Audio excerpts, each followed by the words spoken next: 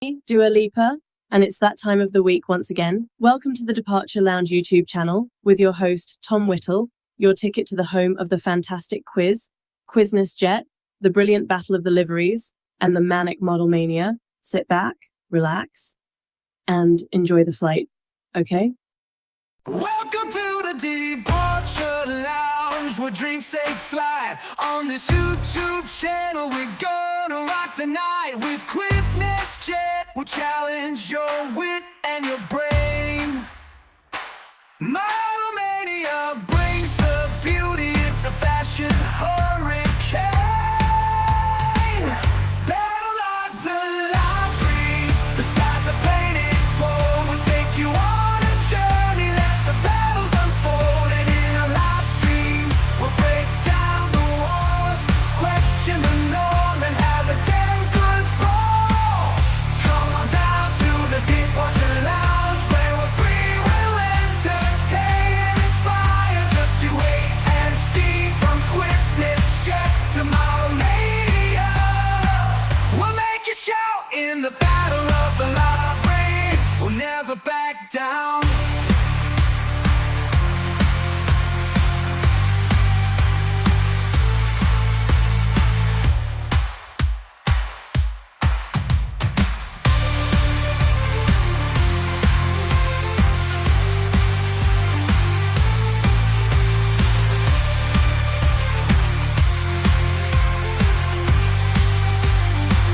We'll never back down.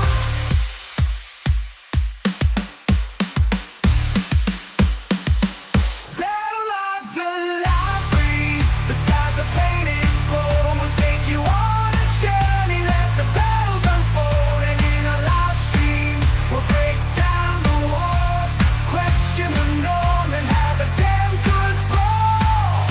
Come on down to the Departure Lounge, where we're free, we'll entertain and inspire. Just you wait and see, from Quizness Jet, Model Mania. We'll make you shout in the Battle of the Liveries. We'll never back down.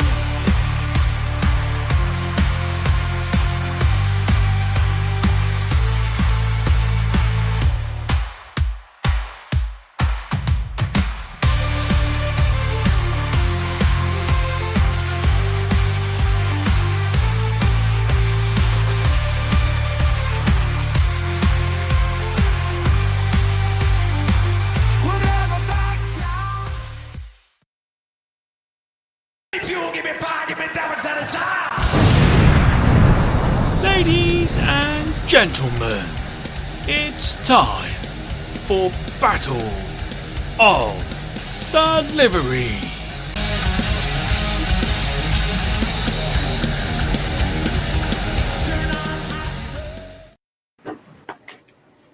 Oh, forget there's an image there. And that. Happy days, there we go. Slightly panicked then, because on my side, hang on, let me just move myself. Slightly panicked then, because on my side it completely froze. Hey, there's my mouse down there in front of Xbox. Did he know we're live? Yeah, sorry, I'm just Mute yourself, man. just apologies. That's what I need the mouse for. No, it's all right. Not being here for a while and rustiness at the same time. Thank you. You're all good. Right, anyway, welcome along to Battle of the Liveries. Battle will commence once again, and normality continues, not that any of us know what normality is. Hope you're all well. Joining myself, we have Wayne. Evening to you. Hope you're doing well. Evening. Gemma. Hello. Steve. Evening all. Would you like to just announce what you've done while we were waiting? Because we were not waiting for you to practice, but you a little accomplishment before we went live. Oh yeah, I won the British Grand Prix by 1.5 seconds on the Xbox. So you didn't have to say the Xbox. I think there'll be people out there going, really? We're like, no. Wow. And somewhere in his cave, area is Ian also joining us too. How we doing? Doing well. I'm trying to plug me, do you know your little dongle things, wherever they are, into USB? All right, yeah. I'm trying to do that. There we go. Is it a separate thing to a USB, or did it just come out? No, it's a wireless mouse, so I'm just trying to. The volume in my headphones is really loud, so I need to turn it down a little bit. So that's my plan Fair play. anyway. All right, fair play. All right, so if you haven't watched this before, basically what happens is I give each of our contestants here this evening a category. Only they know what it is. The audience don't know what it is. And they will pick up 10 liveries from said category, and they'll do battle against each other, which of course will be voted for in the poll by yourselves. So you are all taking part, even though the audience is the one voting. So before I go ahead and say obviously what tonight's topic is, Wayne, how difficult was it to pick 10 liveries for this one? Trying to think out the box was quite difficult, but there's plenty of choice out there. So in the end, I just went with it. I'm nervous about my choices, so who knows? Don't need to ask you how you feel about your choices then. Gemma, your choices. How hard was it, and how do you think you'll get on? We're all right at first, but then I started to run out of instant ideas, so I had to go searching a bit. Some of my choices I'm feeling confident of, some of them not so. Ian, same question to you. How difficult was it, and how are you feeling with your choices? I'm quite confident with my choice. I think I've made some good choices. I mean, like you said, there's absolutely tons and tons of liveries out there. So I tried to think outside the box a little bit and just go for sort of more quirkier ones, sort of thing, and the ones I really like as well. To be fair, so yeah. And Steve, as the reigning champ. Oh yeah, I've been to the pub twice this weekend. I sent you half on the first evening and half on the second one. So that was my effort with it. I did wonder why they were split into two, but yeah, pretty much. Yes, never mind. All right. It says more about the pubs you go to, doesn't it? Really? It does. Wow. You're finding plane pictures at a pub. You're obviously not doing it correctly. Pretty much. Either that or Burwood didn't get on well this weekend. No, they didn't. Okay, less said about that. Yeah. All right. So tonight's topic, I've given the contestants here the chance to pick 10 of the best liveries to ever be worn by a 747. So it can range from the SP, the 100, the 200, the 300, and the 4 to the -8 and the -8 freighter. So you are voting for the best one of the 4, because obviously they're coming in rounds, and there's 4 liveries per round, and then obviously you lot are picking the best one of the 4. Does it make sense in the chat? Hopefully it does. If not, you'll get it as we go on. But before we do so, let's say hello to those that are in the chat, including Carl Crawford, who says, good evening, everybody. Evening to yourself. Good evening. Dom is in the chat. He says, also, I have my latest video, and Cornwall has invaded my comments to say jam first. Well, then go for it. Or is it? No, don't go fuck themselves, because it is jam first. We've had this discussion already. I forget which one it is. Cornwall, don't go fuck yourselves. You're fine. Then we have Bernice Thompson, who says, evening, Tom and everybody. Hello to you. Darren Smith says, evening all. I have a choice of watching this or Big Jet TV. Let me see now. Definitely put Jerry on 100%. Jim says, evening, you lot. Evening to you. Dom's asking, is Wayne playing a statue or what? No, he's not. He's moving. It's all right. Jim says, Wayne's got hair. Sarah's in the chat. Hello to you. Hope you're doing well. Dom says beer is thinking juice. Yeah, true that. But I'd be a genius if that was the case. Yeah, I would too. Susie Stealth says, evening all. Hope I haven't missed too much. Apart from the introduction, you haven't missed anything. But welcome to you. And then Dom says, Tom, the only man able to fuck and unfuck a whole county in 30 seconds. I try. And Darren Graham, hello to you. Hope you're doing well, also in the chat. So, shall we get started with the rounds? We've got 10 rounds to get through. Starting with the first one, it's going to go Wayne, then Gemma, then Ian, and then Steve for your first rounds. I'm liking the choices because it's say very out the box. No one's gone for the painfully obvious, so this should be quite an interesting one. So Wayne, over to you. You have picked. Yeah. Very good picture here from Spencer Wilmot. Credit, shout out to yourself there. You've gone for the old school KLM, the previous one to the one they have now, 747 here, with the bold blue cheat line there. Why'd you pick this one? I just think it's a traditional classic livery. It's suited most aircraft of its era. And I thought I'd go with something sort of, how can I put it, just a little bit on the norm to start off with, just to get sort of see how the other competition goes.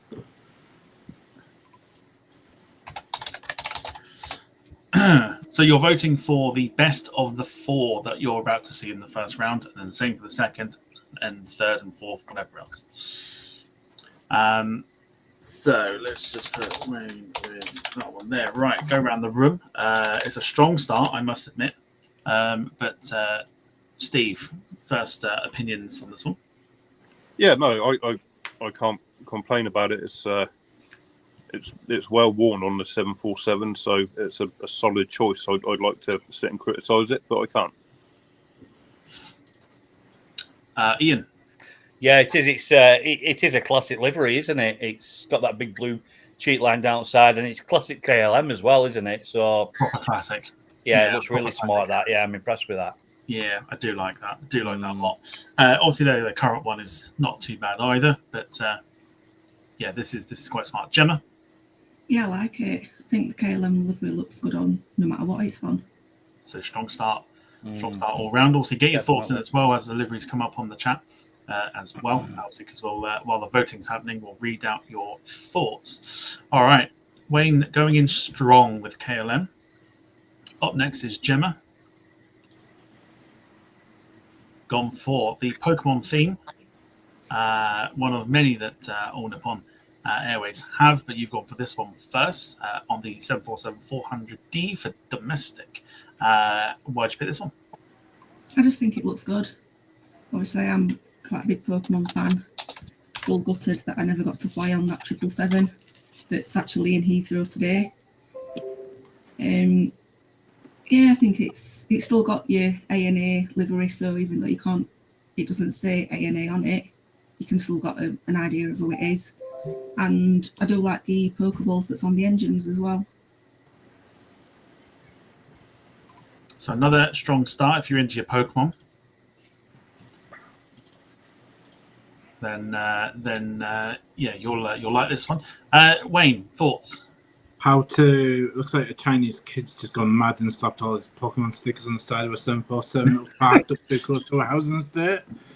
Clearly not a fan of Pokemon.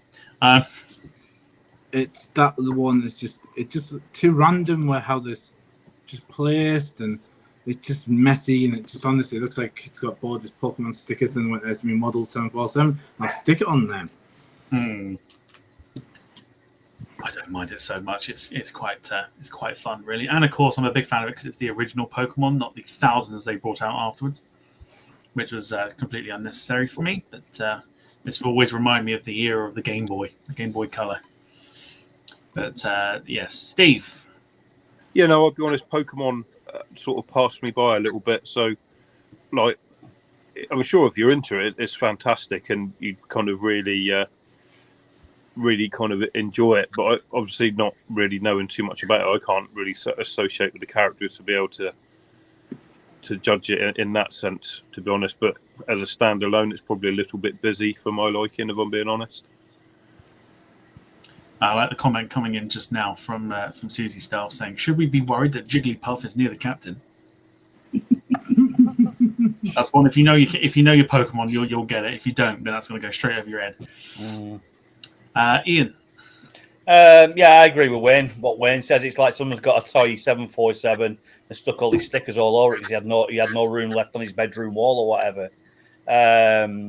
It's funny because if you take away the Pokemon stickers off it, it's an absolutely fantastic looking livery, just with a blue line running up it. It's not for me, unfortunately. No. Okay. So I think two very strong starts here. I think this one depends on your sort of childhood kind of, whether Pokemon passed you by like it did for Steve, or whether you were engaged in it like myself. But a strong start. Thinking of the strong starts, we continue with them because Ian's up next, and you've gone for this. This is a great choice. This is so out the box kind of thinking for this one. This is the Qatar Emiri 747 SP that used to be quite regular at Heathrow when it was around. Great choice. Why'd you pick it? Just because it's a great choice, to be quite honest. I mean, look at it. It's an absolute stunner. And it's a shame because when I was Googling it up, and I think I sent you the other picture of it as well, didn't I, with it sat in the desert? You did, yes. We all the livery took off it and things like that. I don't know what it is with an SP, but I just think they wear a livery really, really well. I don't know whether it's just because it's a little bit condensed down, but it just is what it is, isn't it? It's got a lovely cheek line down the side. It's a lovely colour as well, because obviously that sort of maroon Qatar colour. And I can only imagine that the inside is as stunning as what the outside is, to be quite honest, as well. I'm pretty sure you can find pictures. If I'm honest, you can actually find pictures of what it looks like on the inside. Yeah, I don't know what it is, but there's something about the 747 SP that I think from every angle, it just looks really, really cool. Like, I know for some people it looks a bit weird, but you've got the extended tail fin and everything else. I really like this. I like the 747 SP. I really, really do. I'm gutted it didn't sort of sell it well, but thankful that I got to see a few of them when I did. This is dead smart. Do like this a lot. Wayne, over to you. Your thoughts on Ian's choice for number one? I do like a treat line, but that brown, it's too dark for me. But the actual aircraft itself and everything else looks stunning with the white lines sort of separated. It's just if that brown had been a bit lighter, I'd have been spot on that. Interesting choice there, Gemma. I'm a massive fan of this one. I think it looks a bit plain, and the colour does definitely remind me of my old school uniform. Reminds you of what? My old school uniform. Oh, right. It was this awful maroon brown sweatshirt. Easy, Sam. Yeah. Fantastic. You do it with big cup buttons. Jim has just sent some pictures of what it looks like inside, and goodness me. Yeah, Ian, if you want to look what's inside it, it's very easy to find on Google, according to Jim. It is a stunner. But who've we not got? Steve. Yeah, that used to rock up into Bournemouth, actually. And I seem to remember it taken off once. And even like now we get the 340s, just it being disproportionately massive, watching it take off over the town and that. But yeah, that's not what we're here for. But I don't like it. It's kind of simple but effective. It's quite nice, and I would probably say it looks better in person when it used to arrive. So yeah, I'm not deeply offended by it. Where I used to live in Feltham, or as Ian puts it, Felcham. You used to see this a lot, but it used to sort of take off early, very, very early. So it used to be quite high up in the sky. So you normally see sort of the underside of it. But yeah, I quite like the brown. I do. I like the brown on it. And not to obviously mention that the old Qatar livery, that one that's in the retro as well, the 777, is kind of this colour brown anyway. So it's yeah, one of those sort of things. Really, it's got like Marmite, I suppose. Love it or hate it. Quick hello to Michael Painter, who's joined us, saying hello to quite literally everybody, saying hi. Tom, Wayne, Sarah, Darren, Susie, Carl, Jim, Denise, and anyone I've missed. Only Ian and Steve and Gemma. But it's absolutely Ian too. Quick one to get a little sort of test. Darren says looks like a UPS 747 SP if you squint your eyes. Can you see it? Yes or no? As in the old school livery, not the current one. Mm-hmm. Can you see it or not? Kind of. Yeah, sort of. I'm not really sure what the old one looked like, so. No. I've just had a quick Google of the inside as well. It's stunning inside. It really is. Smart, isn't it? Yeah. All right. So Ian's got the Qatar 747 SP here. And we are going to go for Steve for the last entrant for round one. Coming up with this one here, which is the Cathay Pacific Asia's World City 747. Stunning. Another one that was very regular at Heathrow back in the day. This one taken at Frankfurt, of course. Steve, why'd you pick it? Well, although it's obviously Chinese, I quite like the kind of British racing green colours, and it's nice. It wears it well, like the kind of two-tone wavy green lines on it, and it's it's not overbearing. It's just a nice, decent sort of livery, and it's obviously represent Cathay Pacific quite well in their branding, sort of even these days where it's a little bit more kind of toned down compared to that. It's worn many a livery. Obviously, there is. Obviously, I think it's worn now by 777, which I think looks dead smart. This back in the day was definitely a regular into Heathrow. You see it quite a lot, and no matter which way you looked at it, for those especially that remember the perimeter road before they had to go all the way round to get to sort of the other side of Heathrow, you could obviously cut through, and you had the gates cut down to stop traffic so planes could cross the road to kind of get to the main part of the airport. This was a regular feature of that from taxing either side, and you normally see it next to the old British Midland building that's now the sort of the Virgin or United maintenance area sort of thing. This one was sat outside just waiting for its return flight back in the evening. Stunning. The pictures don't do any justice either. If you've seen it in real life, it's an absolute stunner. That green is perfect. It's a perfect colour of green, that. Ian? I really like it as well. I really like the, like Steve was saying, the wavy lines down the side do it for me, to be quite honest. It could have gone, I think it's been balanced on a knife edge, it really has, because I think any more could have ruined it, but I think they've just done enough to make it look dead smart, representing Cathay Pacific down to a T. But anything else on it, I think could have ruined it, to be quite honest. But it does look dead smart.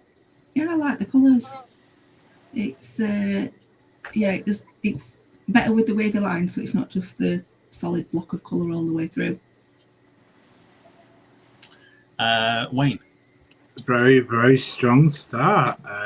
Quite like this. And it's not a cheap line, who'd have thought? No, I like this a lot. So, yeah, I think the point's going to Steve here. Oh, well, we will see, because we're going to run through with the first round here. So, Wayne's choice was the old school KLM 747 on the 400. Gemma's was the Pokemon All Nippon Airways livery on the 747 400D for domestic. Ian's choice was a strong one, Qatar Emiri Flight 747 SP. And Steve, as we've just seen, with the Cathay Pacific 747 400 and Asia's World City livery. Alrighty, going into the chat. Here we go. Round one. Your votes matter to see who will win the first round. In particular, we'll go through some of the comments that have come in regards to what we've just seen. Dom says this was to do with, I think this was your choice of KLM. He chose it because cheat lines turn Wayne on.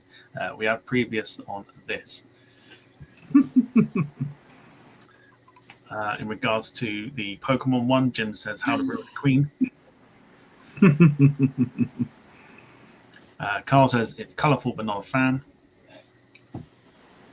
Susie Stelf says I love this. What's the other side like? Is it not the same, or is it? It's not. There's two different liveries on different sides. It's a different Pokemon in it or something. Yeah. Yeah, I thought so.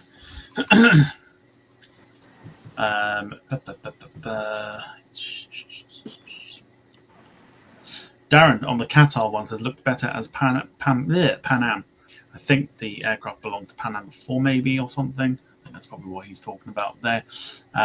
Susie Stelf says I think it looked nice in a different colour, maybe black, but that colour reminds me of my school uniform as well. A bit of a school uniform thing going on there tonight. It was the same school. There we go then. Michael Painter joined us. He said, well, good evening all. That's a great aircraft and a great livery. So thumbs up to you, Ian, for that choice. Rob Brown has joined us as well. He says, evening, troops, evening to you.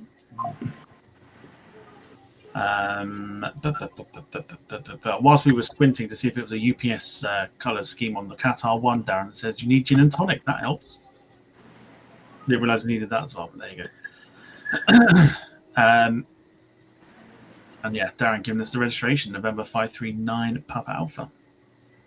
There you go, former Pan Am bird before turning into a Qatar Emiri plane. All right, so strong start for round one.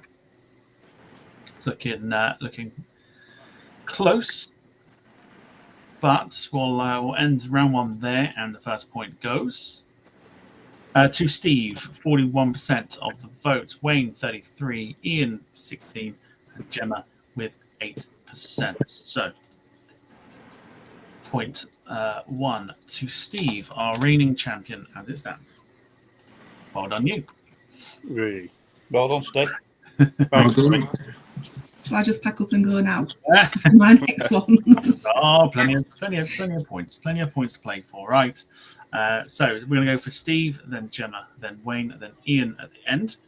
So Steve, your second choice for round 2 is another one of Cathay Special Liveries. You've gone for the Spirit of Hong Kong 97, taken here at Kai Tak Airport. This one adorning the 747-200. Why did you pick this one? Yeah, again, obviously, I like the colour scheme of it, and kind of portrays obviously quite a historical event of Hong Kong getting its independence back from the UK and that. So, yeah, I think it's just a decent kind of livery. Like the green wears it very well. If I was being ultra critical, I'd probably have the engine covers maybe the same colour. But yeah, it's vibrant and it's kind of understated about being over the top. It's kind of classy looking. I like it. It's not quite as nice as the one we've just seen, the Asia World City one, but still nice nonetheless. Of the skyline of Hong Kong there as well, which I quite like as well. Taking about a year or so before Kai Tak shut and they opened up the new one. Ian. I'm not a massive fan of it. I'm not going to lie. I like everything apart from the skyline on it. To be quite honest, I don't know. I just, you know, what it reminds me of. It reminds me of like a heart monitor when the line goes across. Oh. It reminds me of something like that, and it's giving me that kind of vibe. The actual plane's absolutely stunning with the colours. It's just that skyline I'm not a fan of, I'm afraid. Okay, if your heart's producing that kind of rate, there's a lot to be said there. There's a lot. Yeah, God help me. Yeah, you know that kind of vibe. Yeah, yeah. We've monitored your heart, and apparently it's drawing Hong Kong. So yeah, you're not going home just yet. No, not yet. Wayne, over to you. I've got to agree with Ian. It looks like when the street artists have gone wild with a piece of chalk across the windows with the street doing the street artwork. I'm not a fan of that whole city backdrop. Got a feeling Wayne's going to be on the case of children sticking stickers on planes and people running with chalk from the side of the plane. It reminds me, like, you see them like doing the 3D art and on walls and stuff. That's what it reminds me of. Like Banksy style things. And you're not a fan? No, I love the actual base colour, but that streets, I think it's a bit too much. I'm probably in the little majority here. If they were to keep that green and sort of take the cheat line up, almost like today's KLM style, I think it would look quite smart for me. If you take the drawing out of it and just keep it that sort of green, the red line there, do it in the KLM style. I think that'd be quite nice. Yeah. Gemma, I think is the last one. Yeah, I think the skyline actually saves it. So I think if it wasn't for that, it would just be a bit too much green. Just be like KLM style, wouldn't it? Really. All right. So good choice. Good way to start things off. Like I say, do get thoughts and stuff in the chat as we show the liveries for this round as well. Gemma, over to you for round 2. You've picked one that is again out the box, which is what sort of a bit of a theme of this show tonight. You've picked Iraqi Airways on the 747 back from 2015 on the 400. Straight off the bat, I'm a big fan of this livery. But why did you pick it? It just looks quite smart. It's again with the wavy line on it.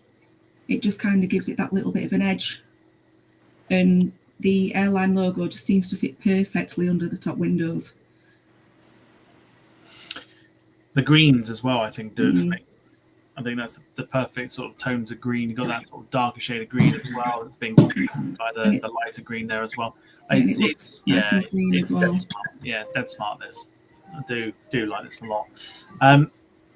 Steve, start with you. Yeah, no, it's kind of simplistic done correctly, and it was definitely better than your Pokemon choice, without a doubt. You're welcome. Yeah, no, it's nice. It's like I say, it's not.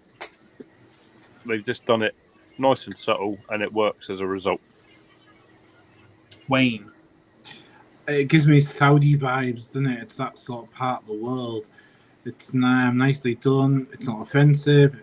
I can live with that, and I'm quite happy by a model of Hendrik brought it up. So there's about all I've got to say.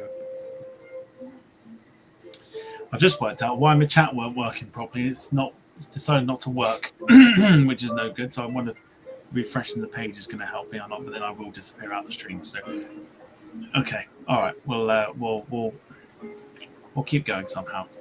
I'll see if it'll catch up with itself. Ian. I'm not a huge fan of the green, to be quite honest, but I think the livery looks really nice. It does look really smart, and it looks really, really classy. And I like the little white border as well around the tail. I think that just finishes it off. So, yeah, I like that. We've asked everybody here, haven't we? So that's absolutely fine. Yeah, I just don't know why my chat's not working. Yeah, my chat's not working. That's interesting. All right, never mind. So I can't show comments on the screen today. So we'll keep going. Yeah, I do like this. I like the green. And again, it's another strong two for sure. 747 has some fantastic liveries. Wayne, you're up next. And you've gone for the Air Force One. Yeah, just I thought going some for our American viewers out there, I just think this looks brilliant. I remember Lewis caught this at Stansted during the Queen's funeral. It just looks brilliant. It's just things USA all over. It's obviously it's getting replaced now, in it, with the newer models, but for me, it's one of the best looking 747s around.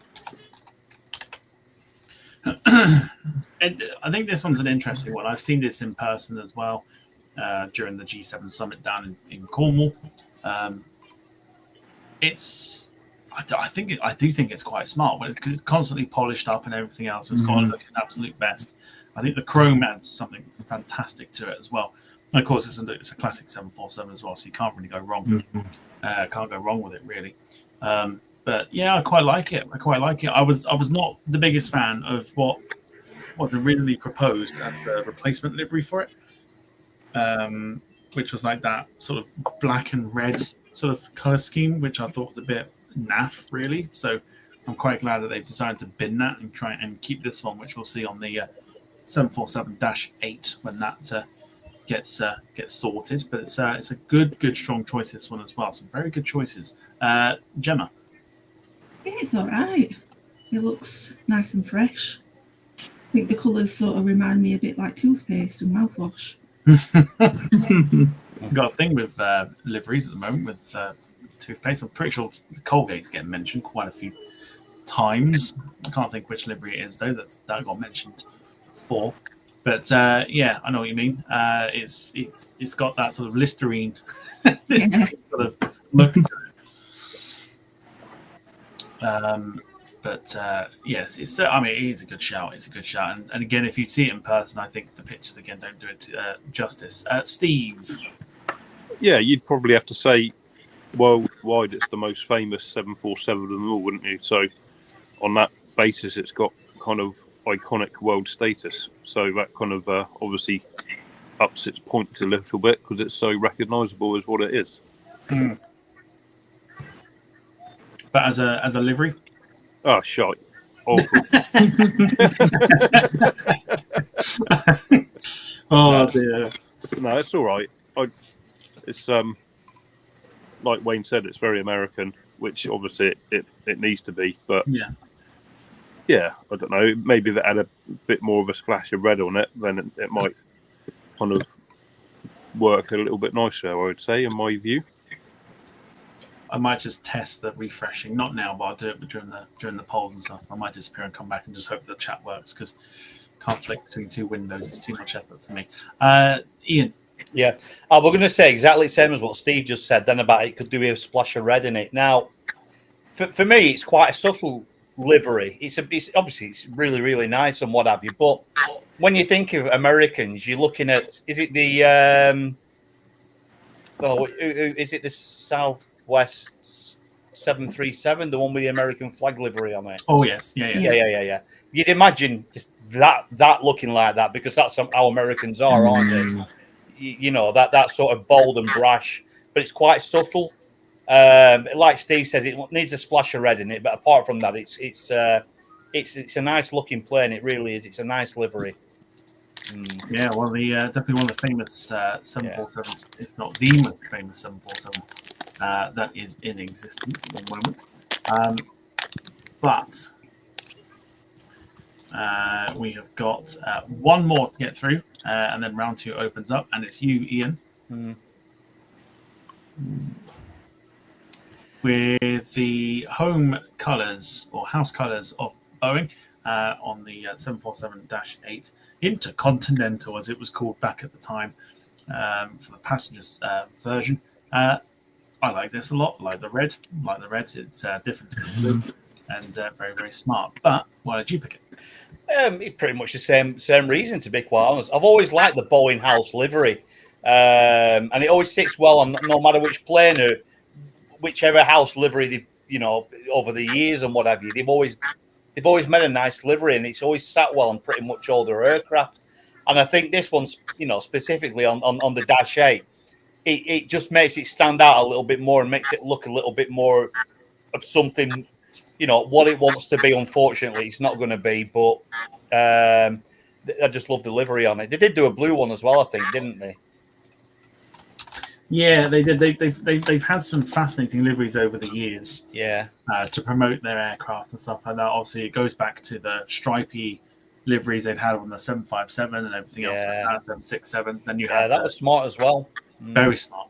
Very, very smart. Then you had the promotional ones for the 777-300 ER that came out in 2003. I think, if I'm trying to think correctly, somebody has a model of it or someone's made it. I think it's you, Ian. Oh yeah, I made a 777 with the house livery on, didn't I? Was it the promotional tour one? Yeah, it was the promotional tour one. Yeah, with a little map of the world on it and stuff like that. Yeah, that's yeah. So they've had that livery. They've had the 767-400 promotional livery, which is dead smart as well. Yeah. And promotional liveries got different ones for the 787, and they're coming up with so many different liveries and stuff like that. So they've always had a very, very good one. And this one I thought caught the eye when this was first revealed to the public. Absolutely, yeah. So this is a good choice. It's a very, very good choice. It'll be interesting to see what the chat thinks about it. Wayne. For me, I think the red sits a little bit too high. I think it just that touch lower. Maybe it's below the bottom deck windows. I just think it looks like somebody's just splashed a bit too much paint over it. They're not running their crayons over it again, are they? No. It just reminds me of an advert for like one of those strawberry sort of squash drinks. Do you know what I mean?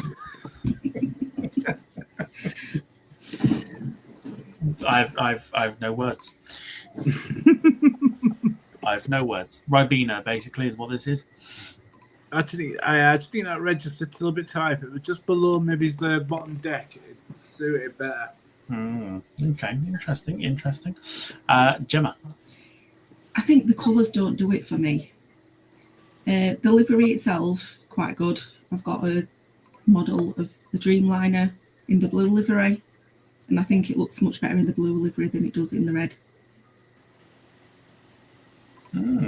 Steve? Yeah, it could do with a splash of blue, really, couldn't it? Yeah, I sort of agree with Gemma. I prefer it in the blue, to be honest. It's not horrendous and it's still recognisable as the Bowen livery, but I do prefer it in the blue. I think if there's anything as a little bit of criticism from my end, maybe the red needs to be slightly darker. So it's almost like a wine red kind of thing. But other than that, not offensive. It does exactly what it needs to, and it's promoting the aeroplane, which, you know, as we know, is the passenger variation, didn't do well. So, but much more successful as a freighter. So here's your choices once again for round 2. Steve had the Cathay Pacific Spirit of Hong Kong 97 livery on the 747-200. Gemma had the Iraqi Airways 747-400. Wayne had Air Force One. And as we've just seen, Ian with the Boeing house livery on 747-8I for Intercontinental. All right, round 2 in the chat. Let's go. Also, a quick hello to Martin Waldridge, who says, hey. So, hey to you. Dweebo. Hope you're doing well. And whilst the chat's going on, I'm just going to quickly refresh and just see what happens. So, give me a sec. If I disappear and don't come back, Wayne, you're in charge. Oh, what? Let me see what happens when I refresh. Hang on. Because my chat's not working. Let me see if I can refresh. No, mine's froze as well. Yeah, mine has. Oh, yeah, mine has as well. It's not me. Okay, that's fine. I won't refresh then. I'll just go off of YouTube. So yeah, can't show any comments here. Right. So, while that's happening, trying to think which one it is. Carl, I haven't been drinking anything. I think it's called hysteria from frigging 8 hours of bloody messing around with bloody train sync trying to get the bugger to work. Carlton's, I've got 747 Blue House colours as a model. Darren says too much red, needs more blue and green. In terms of Air Force One, Rob says this looks good on the C-32, in brackets the 757 that they use, which it really does. And Wayne, you've seen the picture that I showed you that someone created of the Air Force One livery on the A321neo for the flight sim. Boy, does it look good. Yeah, it does. Boy, does it look good. Yeah, I agree. It's very, very good. Jim says those new presidential 747s are going to be ancient by the time they arrive. They keep getting delayed. And Susie Stelp says the Y looks like an upside down H. The color is nicer. I think that's the Iraqi one. Rob says just goes to show clean and simple works if done well. And Jim also said, oh, by the way, Phil's in the chat, so evening to Phil. No credit card on morning here. No models to be shown today. Jim says this Boeing house livery was originally blue when 747-8 appeared. They surprised everyone with the red scheme. Has also appeared without the grey horizontal stripes towards the rear. Interesting.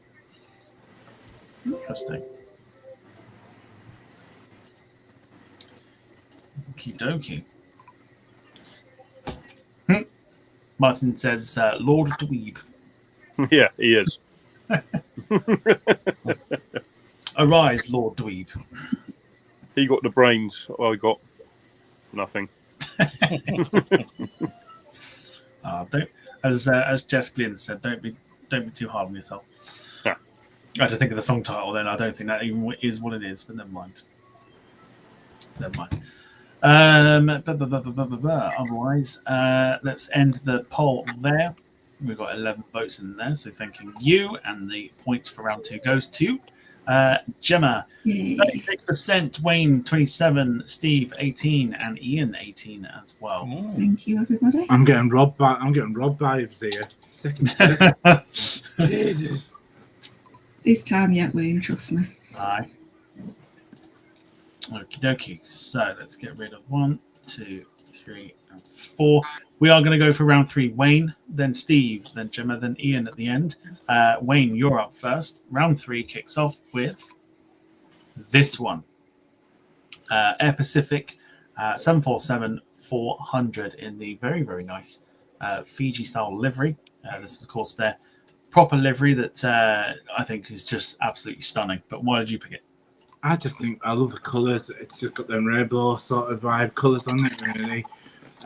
Just if you're gonna do sort of simple, but you do it well, this is how you do it. Sort of the Europeans have lost the way in there, sort of colour bases like this. But this stands out. If you saw this at a gate, you're gonna recognise the tail fin on it. It's got them vibrant tropical colours, so I just think it is just simplistic. Then my only criticism would be a little bit of splash of colour on the engine might have helped it a little bit more, but other than that, I quite like it if you're going to do simple. I don't know. I think it's pretty clean as it is. I don't know what colour you'd put on there really, unless you put the word Fiji on. Or maybe it's That's too much Fiji, then, isn't it? I like the winglets, just the different like colours across, like down the diagonal, maybe. Interesting to see what the chat think and what everyone here thinks. Let's go for Steve. Yeah, I like the fact that eye is immediately drawn to the tail. Like it's not, you're not kind of wandering, taking in 101 bits of information off it. Like the focal point is the tail, so it's quite kind of good for their marketing. That straight off the bat you're looking at it and going, oh yeah, that's who that is. So yeah, I think they do that quite well. And the colour scheme's quite decent and vibrant on the back. Yeah, I like this. I do like this a lot. Gemma. Looks alright. It just looks a bit like too busy at the tail end, and then there's just nothing at the nose. Very. I think that the winglets as well probably have it best proportioned, I would say.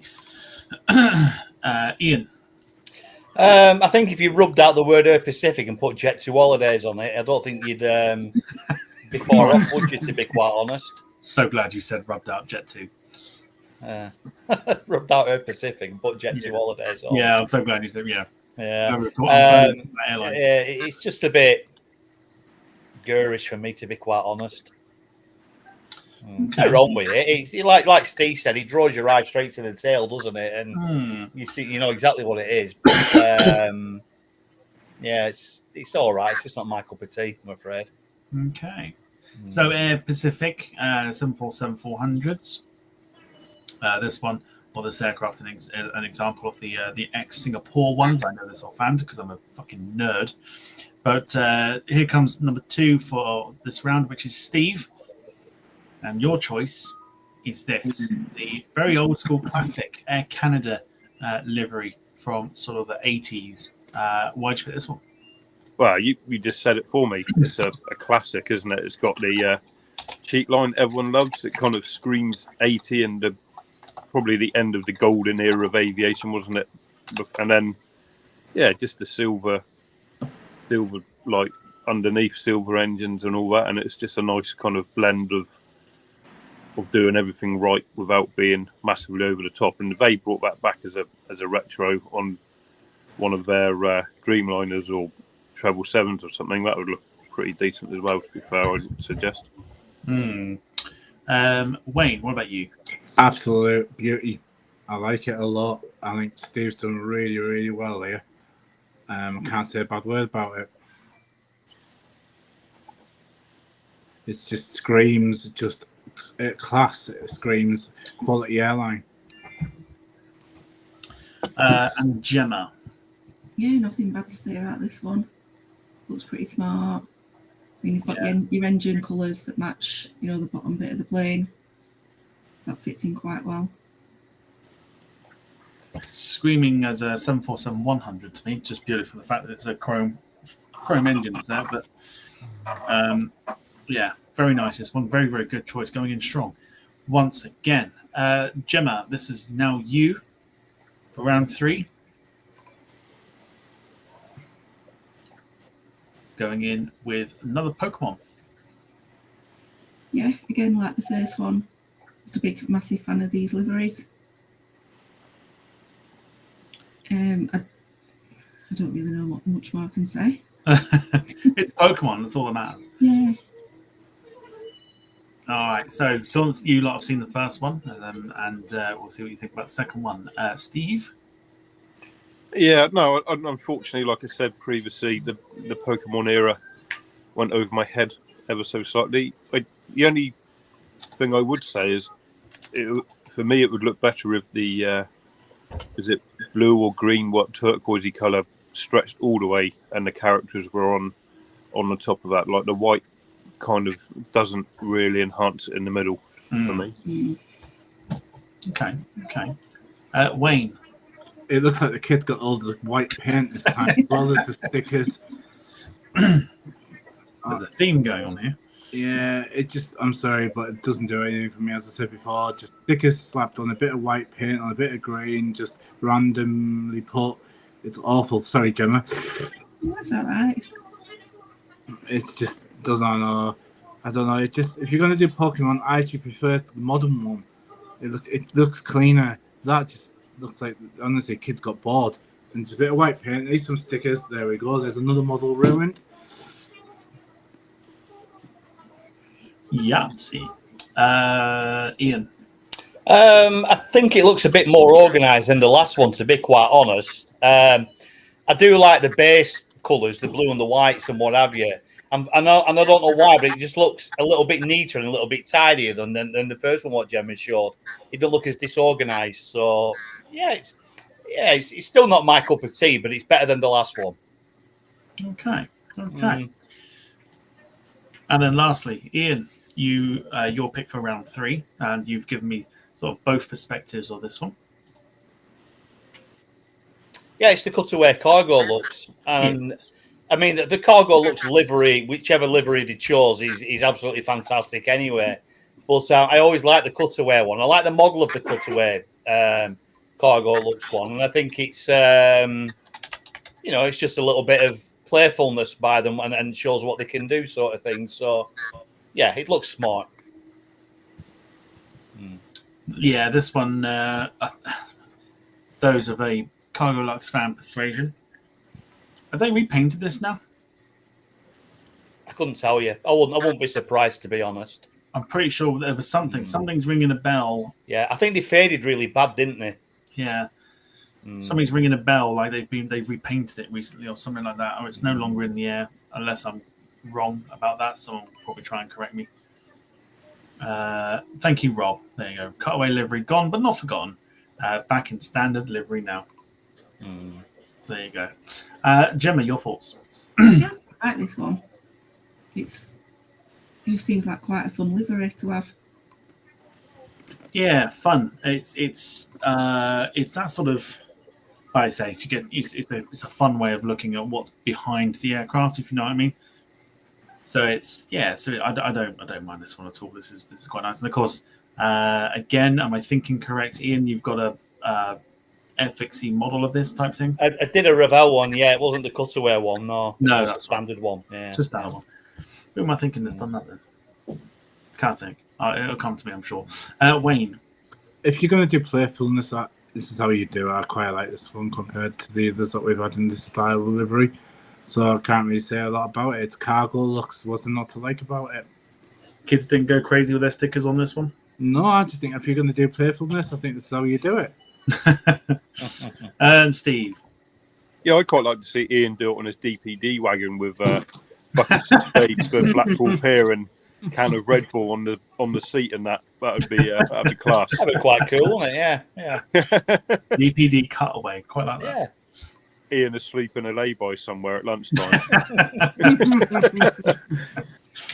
Yeah, back in Dunelm in Blackpool. Yeah.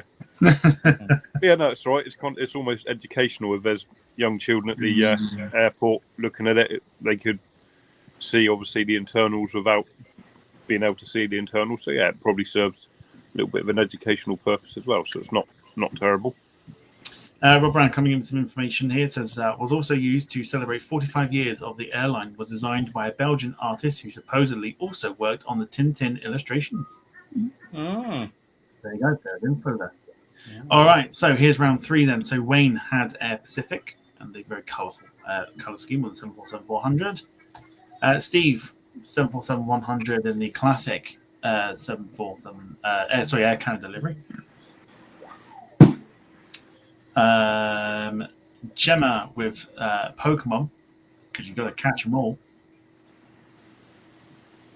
And Ian, as we've just seen, with the Cargo Lux Cutaway livery in the chat. Here you go. Round 3 off and underway. Let's see what we can get here as well. Rob says instant win for Ian. Cheers, Rob. I'm just going to nip to Lou, Tom. Yeah, go for it. That's right. I'm going to continue reading the chat. Jim says classic on a classic for the Air Canada 1.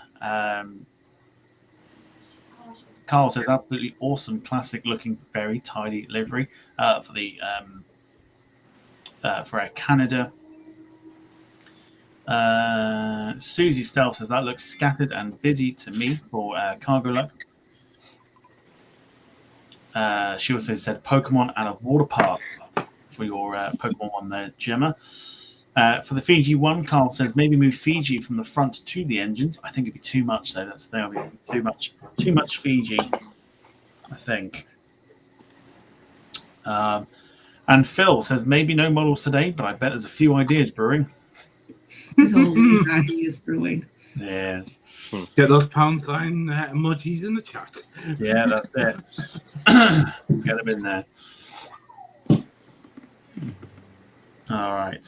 So if you haven't voted yet, get your votes in whilst we just wait for Ian to return. Steve? Yes. Now might be a good opportunity to mention that I watched your video. Oh, what, yesterday's one? Yesterday's video. Do you want to just kind of promote it? Because I think they do deserve a bit of a watch. Well, if you particularly want to watch me moaning about how badly Verwood have got on, there is a YouTube channel, although you should probably not watch it with children because you need to be definitely over the age of 18 and not be too kind of upset by the occasional fruity bit of language here and there. Yes. So Steve uploads very short match day vlogs. Working as the or volunteer. Well, not working, is it? It's just you do it as a thing, right? Yeah. So Kitman for Verwood Town Football Club. They are super funny. Makes me laugh every time when Steve puts them on there. I'm like, yes, let's go. First thing I watch. And yeah, they're good fun. And I always have a little guess as to what Steve's buying snack wise. Yeah, supply stop and whether it, ridiculously, you can swear and make all these terrible jokes as much as you want. TikTok don't care. The one time I showed a scratch card, I got struck for community guidelines for promoting gambling.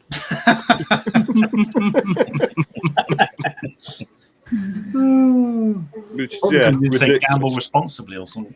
Only yeah, YouTube, honestly. Sorry, go on. only if YouTube had such strict standards, Tom.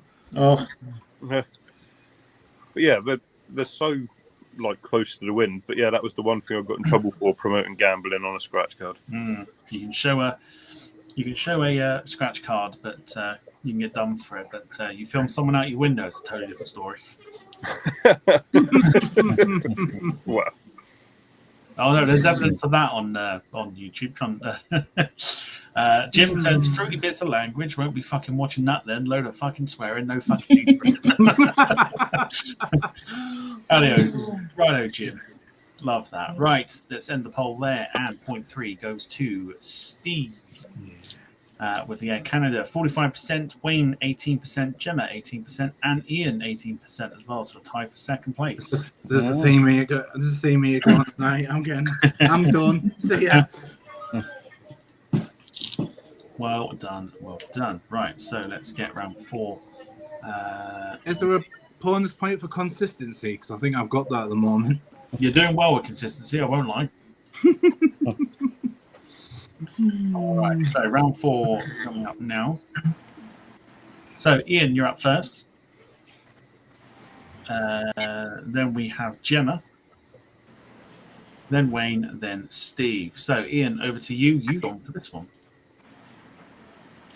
Well, it's another classic Cargo Lux one, isn't it? The retro one with a big red cheat line down the side.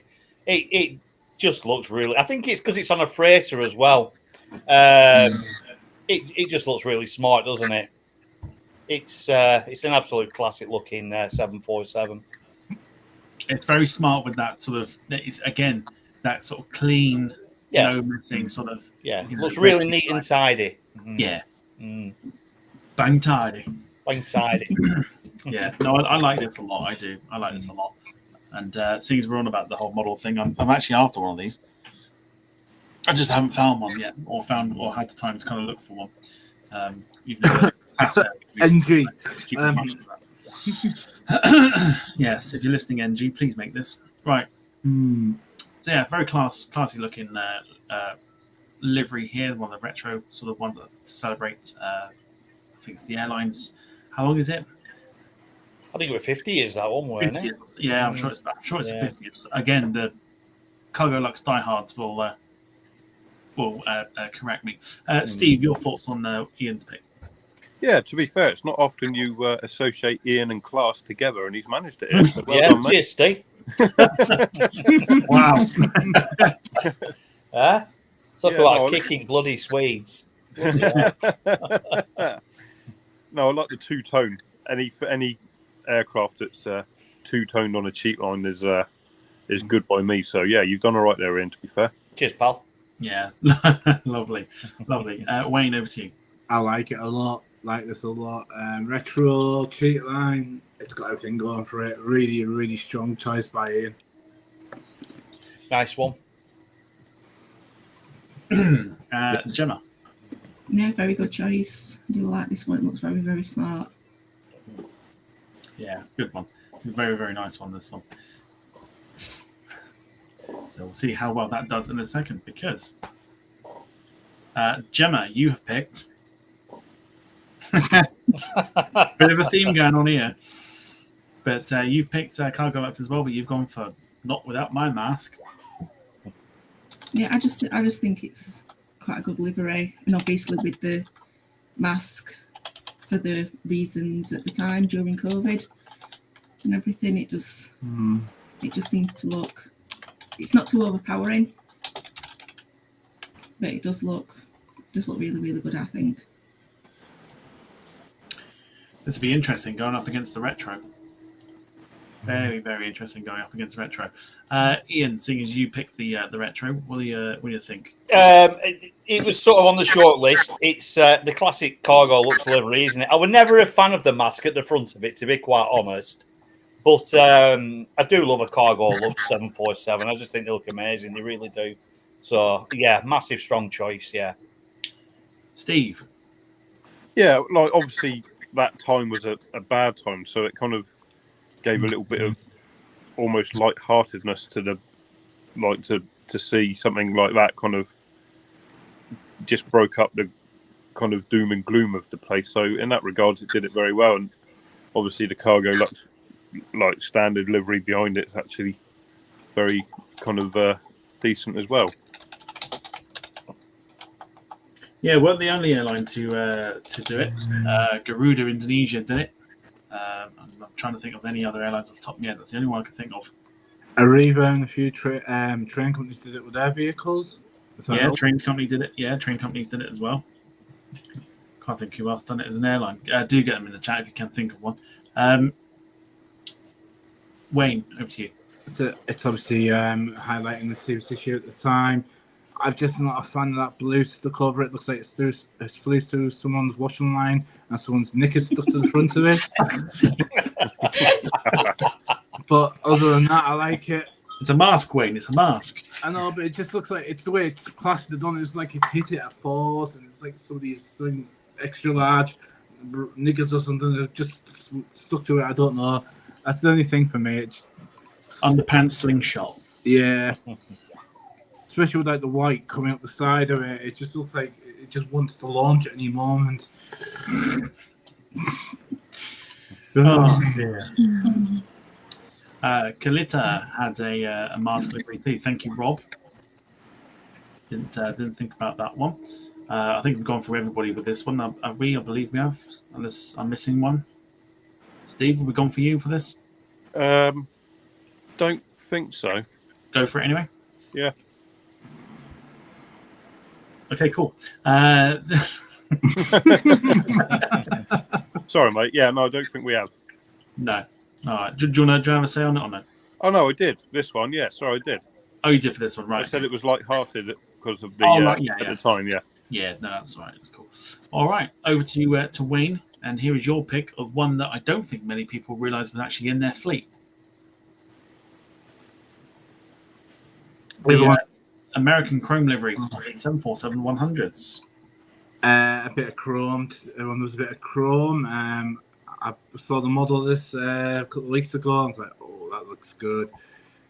Just a time. I mean, if American, it's a shame they can't go back to this livery, given obviously the way aircraft are made now are different. But at the time, I just think this and the 767, it just, even the 777 that they did, it just looked. I don't know. It just when it, you can see the sun just sparking off the paintwork.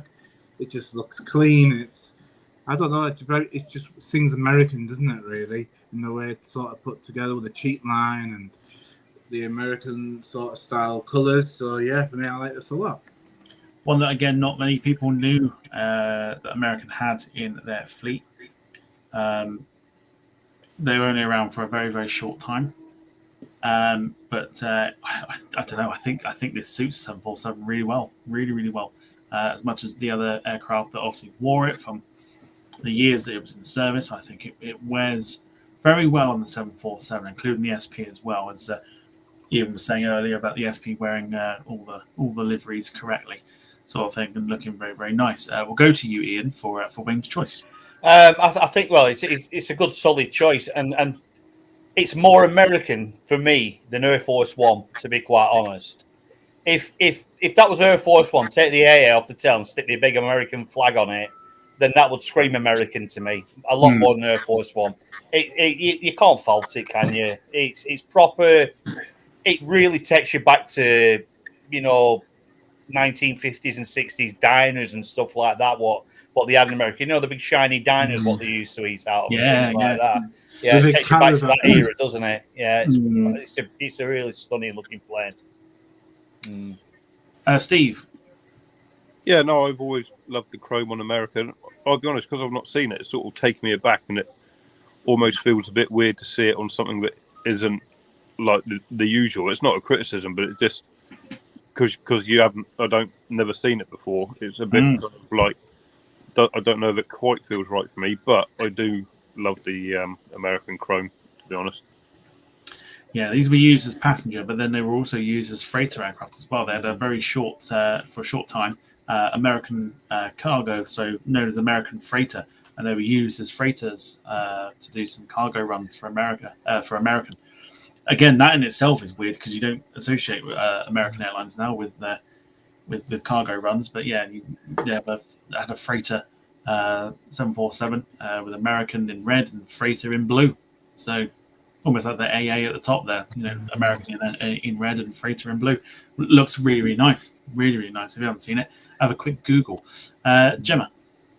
I love the American chrome livery, so this one definitely wins it for me. Ruins it? No, it wins it. Oh, wins it. Sorry, I thought you said ruins it. No, this. Yeah, I mean, I think it was fantastic on the 747. Steve, I assume you didn't know that they had these.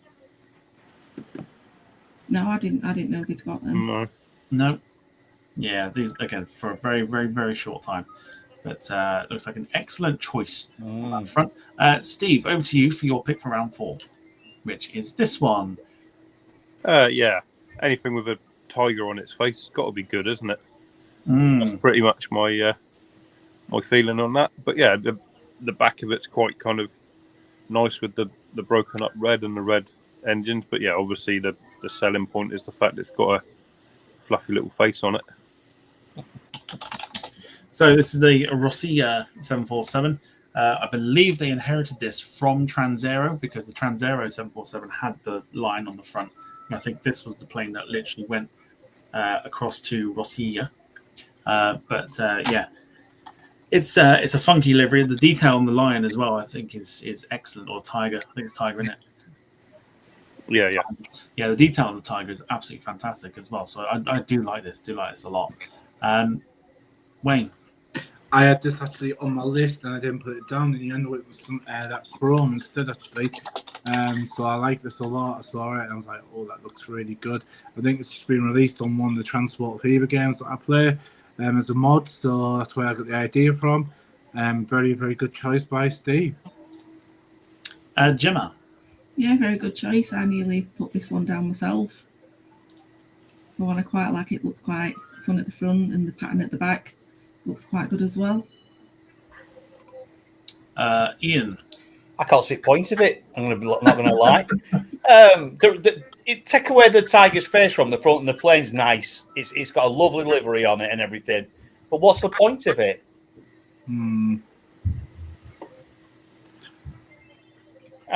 Bit of fun, maybe. My only worry with that is if the radar dome needs replacing, it's gonna mess it all up. Yeah, it is. Yeah, no, it's not for me. The rest of the plane's fantastic. It really looks nice, the red livery. But the tiger's face at the front just doesn't belong there for me. Well, this is going to be very interesting because we've got a very strong lineup for round 4. So, Ian with the retro cargo Lux livery. Stunner.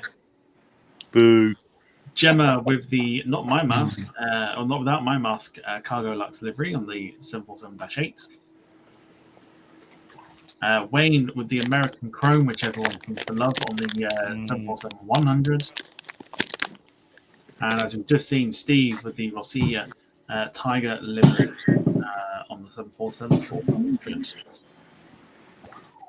All right, which one gets it? Into the poll we go.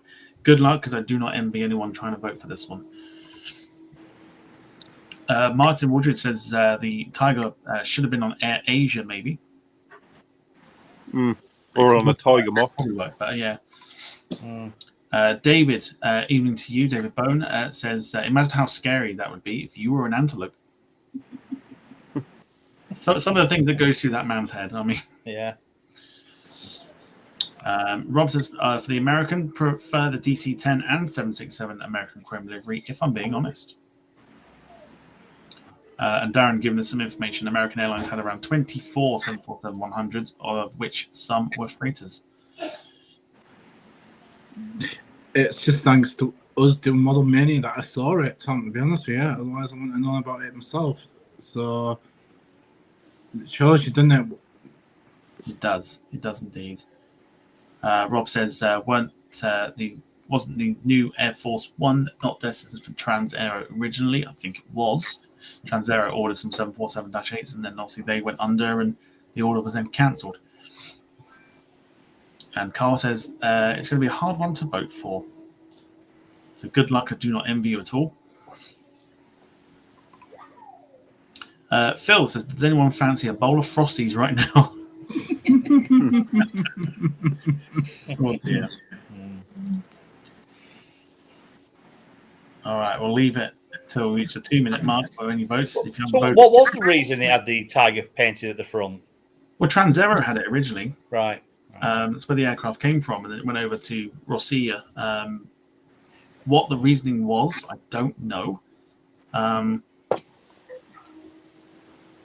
Unless I say, if someone wants to Google it in the chat or something, just. So they just left it on, haven't they? It could have been just some kind of promotion they had or something. They've left it on. Yeah, they left it on. They just left it on, haven't they? Yeah. Little mission for the chat there, maybe.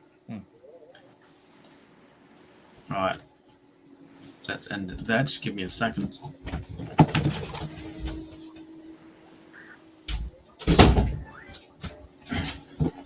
Okay. Okay, so Wayne wins this one. 45%. Yeah, quite rightly so. Ian, Gemma, and Steve all on 18% as well. So another joint second place. So on the score sheet for Wayne, as we move to the halfway stage, round 5, it's Ian, Wayne, Steve, and then Gemma. Ian, you're up first. So I'm thinking now, is that the same plane as the Qatar one then? Because I think we're Darren Smith who said something about the registration. It was Pan Am before. Oh, good shout. Let me have a look. Yeah. It is not. No, it's It's not the same one, is it? Not, no. Alpha, yeah.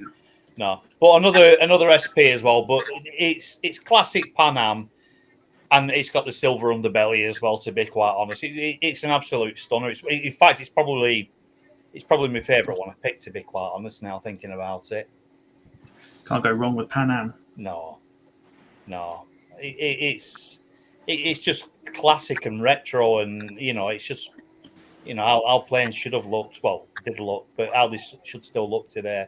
Darren Smith coming in with some information about the Tiger, seeing as you asked. He said Russian Airlines' commitment to the preservation of the Amur Tiger.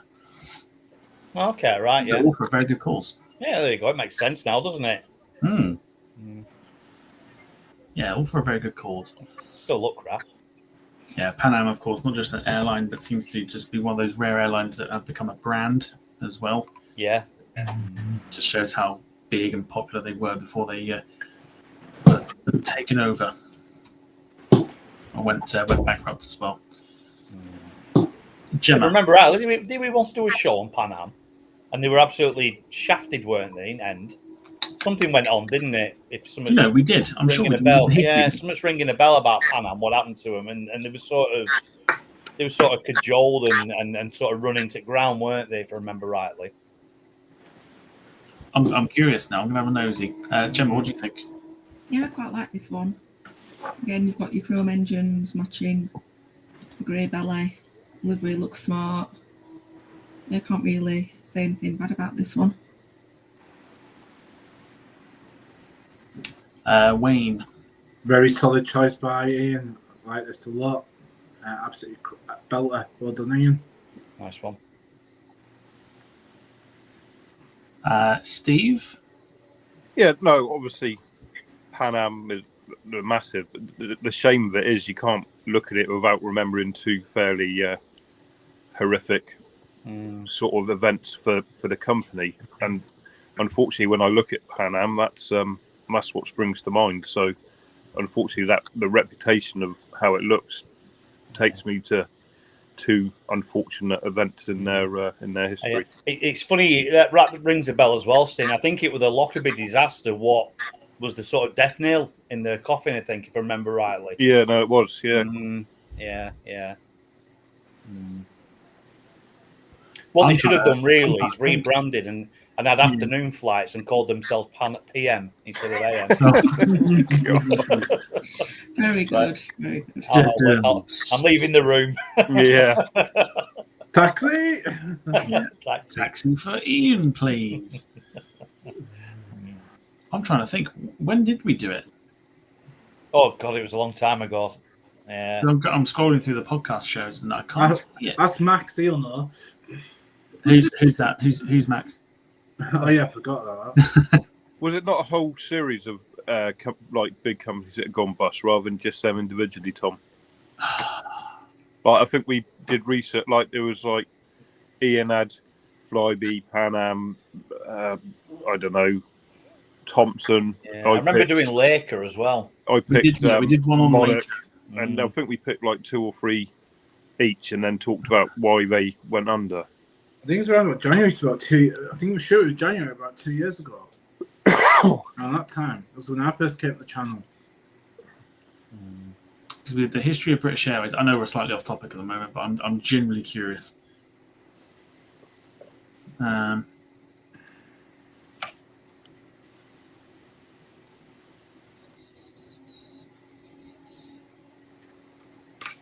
No, I'll find it. I'll find it at some point. So who have we missed it? Gemma, have we said something on his one for you? Yes. Yeah, we have. Wayne? Yep. So Steve? I've already said my piece on this one. Yeah. All right, happy days. We'll move on to Wayne's pick for number 5. It's another classic. I thought the Olympics are on at the moment, or ending today, should I say. I think there's only, I've seen, is it Wiz that have done a livery potentially for the Olympics this year. I just like this one. If you're going to do, how can I put it, simple but effective, this is how you do it. I've really done this well. Blends in beautifully, I think, as well. It's another one that we have done a show on, which was Ansett Australia. Or we've done something with it. I remember doing there we go. Yeah, episode 75 was when we did Ansett Australia.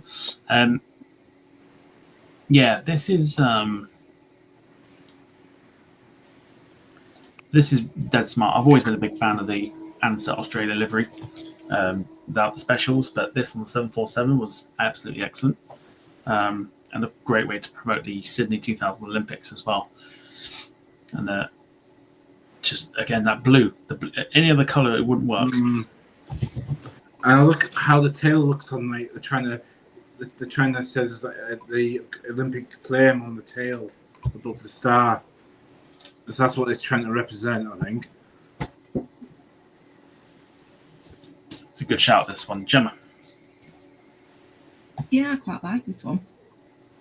It looks good how it's gone from like your solid blue on the tail, mixed in with a bit of turquoise, and then comes out white towards the front. It's quite well done. Yeah, it's a good choice, this one. Steve. For me, it's just a bit kind of plain white. Oh no, hang on, I'm looking at the wrong one. Yeah, no, I like the fading of the blue into the darker blue. It's decent. It's well done. Ian. Yeah, I totally agree as well. The blue where it merges across into the white, it looks really, really nice. And I think if it were painted, it will be painted. One, it's not going to be a transfer, is it? Possibly were a transfer, I'm not sure, but it's definitely a talented design team who have come up with something like that. It's really cool, and I love how it starts in the tail as well, where it sort of merges from the tail into the. I mean, is it meant to? I don't know. I don't quite get what the actual. Is it meant to be like sort of sea waves or something? I'm not sure whether it's like a wave turning over. I'm not sure, but it looks really, really cool. That I'm well impressed with it. Yeah, dead smart. I do like this. Do like this a lot. This is I think they did it on the A320 as well. Because I remember doing a flight on the flight simulator on stream with Ansett, and I'm pretty sure we did it in the same color scheme. I can't remember. Again, one of the hardcores will tell me all about it. But yeah, so Wayne's choice, very, very strong one. We've got two very strong liveries here, and Steve has provided us with another one. Sky Team. See, Sky Team on like 320s and that looks a bit rubbish, but I think on the 747 it works quite nicely. The silver and the blue. Like we've said it before, certain liveries wear certain planes well, and I think this livery wears the 747 very well. Representing China Airlines, this one. I think this is. Yeah, I think this is quite nice. Yeah, I think this is quite nice. Again, like you say, 767s wear it well. 737s maybe. It's not massively offensive to the A320s and things like that. But yeah, this is like nice billboard titles and stuff like that. So I think this is a good choice. It's a good choice. I mean, you could have any airline that wore it for the 747. But China Airlines is what we've got here. Ian. I do love a Sky Team livery, to be quite honest. When Steve was saying about the 320, I remember the first time I saw it, we were in Air France. It was brand new, actually, when it flew into Manchester, and that was in Sky Team livery. And it was absolutely stunning, to be quite honest. And I've always liked the Sky Team livery since. I think, I like that a lot, Steve. Good choice, mate. Cheers, mate. Wayne. Same, I can't disagree with what lads have just said. I think this looks great on the KLM E190, the soft in London City. Yeah. It's a great choice. Well done, Steve. And funny enough, I had this on my list. I didn't put it down, so yeah, I can go on thinking on the same route as you there. It looks great. Gemma. Yeah, I quite like this livery. Saw it on the KLM at Manchester the other week when I went to CAS Fair. It does look quite good on any plane. Nicely proportioned, I would say. Okie dokie. And then to Gemma. Bit of a theme going on here.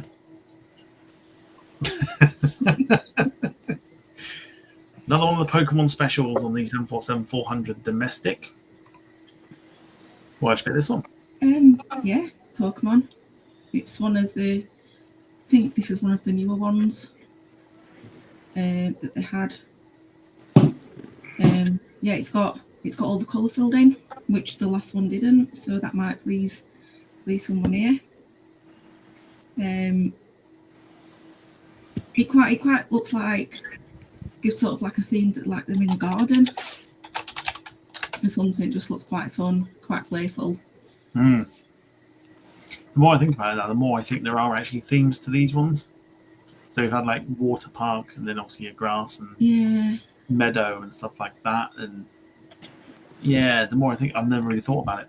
Never really thought about it until now. But a good choice once again. I think that the same sort of comments are going to get mentioned, but we'll go for it anyway. Steve. No, actually, like I criticised the first two, but this one is the best of the Pokemon bunch so far. I like it a lot more than I've liked the other ones. It's colourful. It's more playful. If you've got young kids or whoever a little bit anxious about flying or whatever, this will put their mind at ease. And it's out of the 3 Pokemon, this one is my clear favourite. Thank you. Yeah, I mean, this to me, I mean, for the Pokemon fans, I'm pretty sure this is like some of the new generation Pokemon as well. This is where it goes over my head. Yeah, it is. I only know sort of the first maybe 250, something like that. But yeah, after that, I couldn't tell you about the other 3,000 they did as well. So, Ian. Yeah, it's not for me. The second one was tolerable, but this it's making my eyes melt. It takes me back to a photograph of Steve back in '90s in one of his shell suits. So, It's not that bad. no, it is. And isn't he seen Steve in a shell suit? Yeah. I mean, Pokemon, it went right over my head. I tried playing Pokemon Go when Tia was a little one, and I couldn't get my head around it, and I don't understand what it is or what it's about or anything like that. It's too much for me, to be honest. I love it really playing is. Pokemon Go. It reminds Ian of his school uniform. Yeah.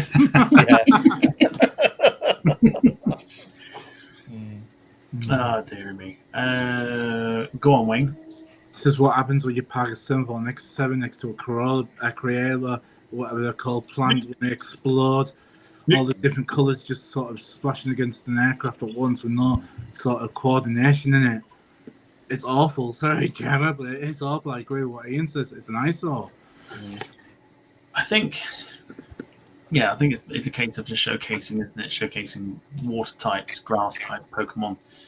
And then some of the others that they've done as well, obviously to showcase those sort of types of Pokemon off. But obviously with it being super massive in Japan as well, it was, just one of those ones that, you'd be happy to see at the airport. You wouldn't be as, Ian calls it, and I've fondly taken the phrase of a battery changer. Yeah, well, yeah, no, it's definitely not a battery changer. It's one you definitely want to see. But it takes me back to, I think, your cup, Tom. Is it the South African livery cup you've got? Oh, yes. Yeah. And then the South Africans did a 747, didn't they? Which, again, it's just a bit too much, isn't it, to be fair? I understand why people like it. I mean, about it. I'm a massive Star Wars fan. If that were plastered in R2D2 and C3POs, I'd be buzzing. You know what I mean? It is what it is. And if you're a massive Pokemon fan, which, to be fair, every Japanese person and Gemma are, and then you're going to like it, aren't you? It does butter one's parsnips. Yeah. I've been waiting to fit that in here at some point. Doth butter one's parsnips. Right. So round 5 is going to be interesting. Ian with Pan Am on the 747. Wayne with Ansett Australia with the Sydney Olympics. Steve with Sky Team. And Gemma with the Pokemon livery there. All right. Who takes round 5? into the chat it goes.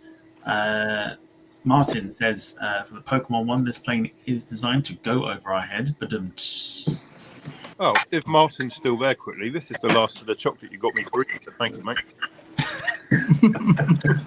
Easter. Yeah, it's just been sitting on my side. He got me a bar of dairy milk, and it's just been sitting there waiting for a special occasion. and here it is. Yeah. Thank you for sharing that with us, Steve. Darren says Sky Team is a nice balance.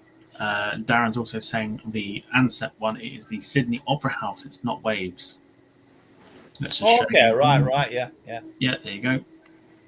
Yeah, Just behind it, or just above the wing there. Yeah, I can see it. Yeah, just above the wing. Yeah. It's dead smart though. Michael Painter says our new Pan Am were finished when they had to sell their Pacific routes just to keep going. Carl says Ian in the dark, can't see him. Probably not the worst thing in the world. You can see me hand thumbs up. Yeah, I was just looking at Matt put my lights on. And I was thinking the same. Actually. Putting big lights on. Aye. What about that Lecky Bill?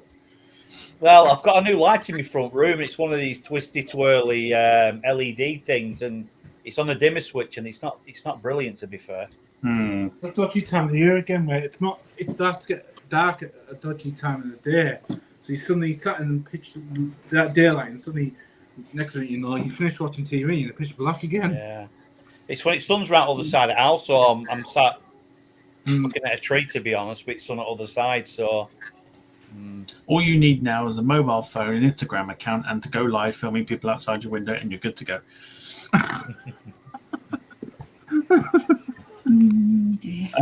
Martin says Charlie bucket portion sizes. Robert says butter parsnips. How long are you waiting to say that? Next up, suck my balls. No, I've been waiting to say one doth butter, one's parsnips for a while. It's a Joe Lycett phrase. Carl criticising the Pan Am, saying that the Pan Am at the front is too big. Well, that was the idea behind it. I will set your laptop on fire. That was the idea behind it. It was the Billboard titles that they got very famous for. They almost like kick-started it, really.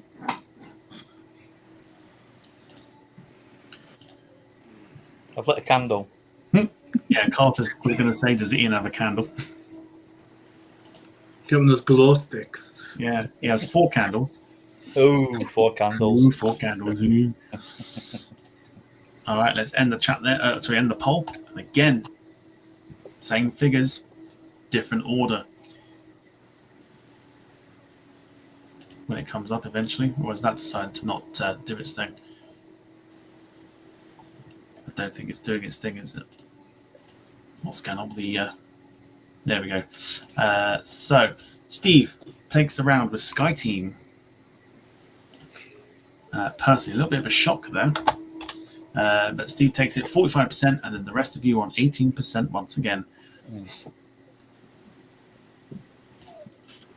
just going to nip it low. I'm going to put my lights on. What we say? Yeah, go for it.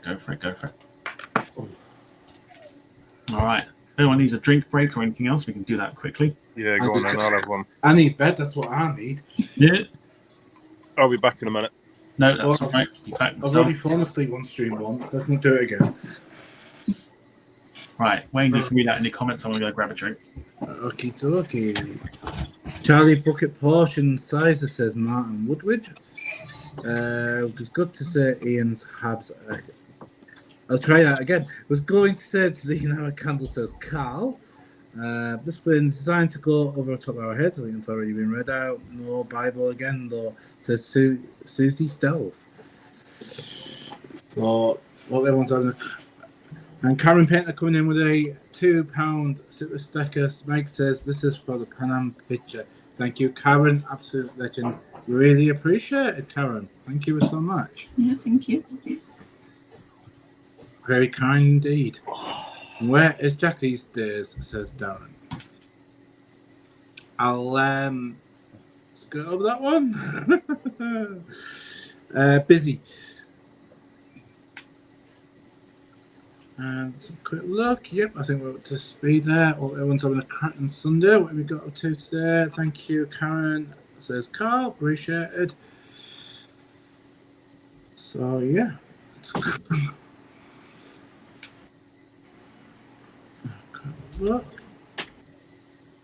Another hot one today, wasn't it though? Absolute scorcher. Roasting. Is that Olympics you've got on your background, Wayne? I don't know whatever was on before I came on, so It's like it's closing ceremony. yeah. I was watching the British touring cars actually.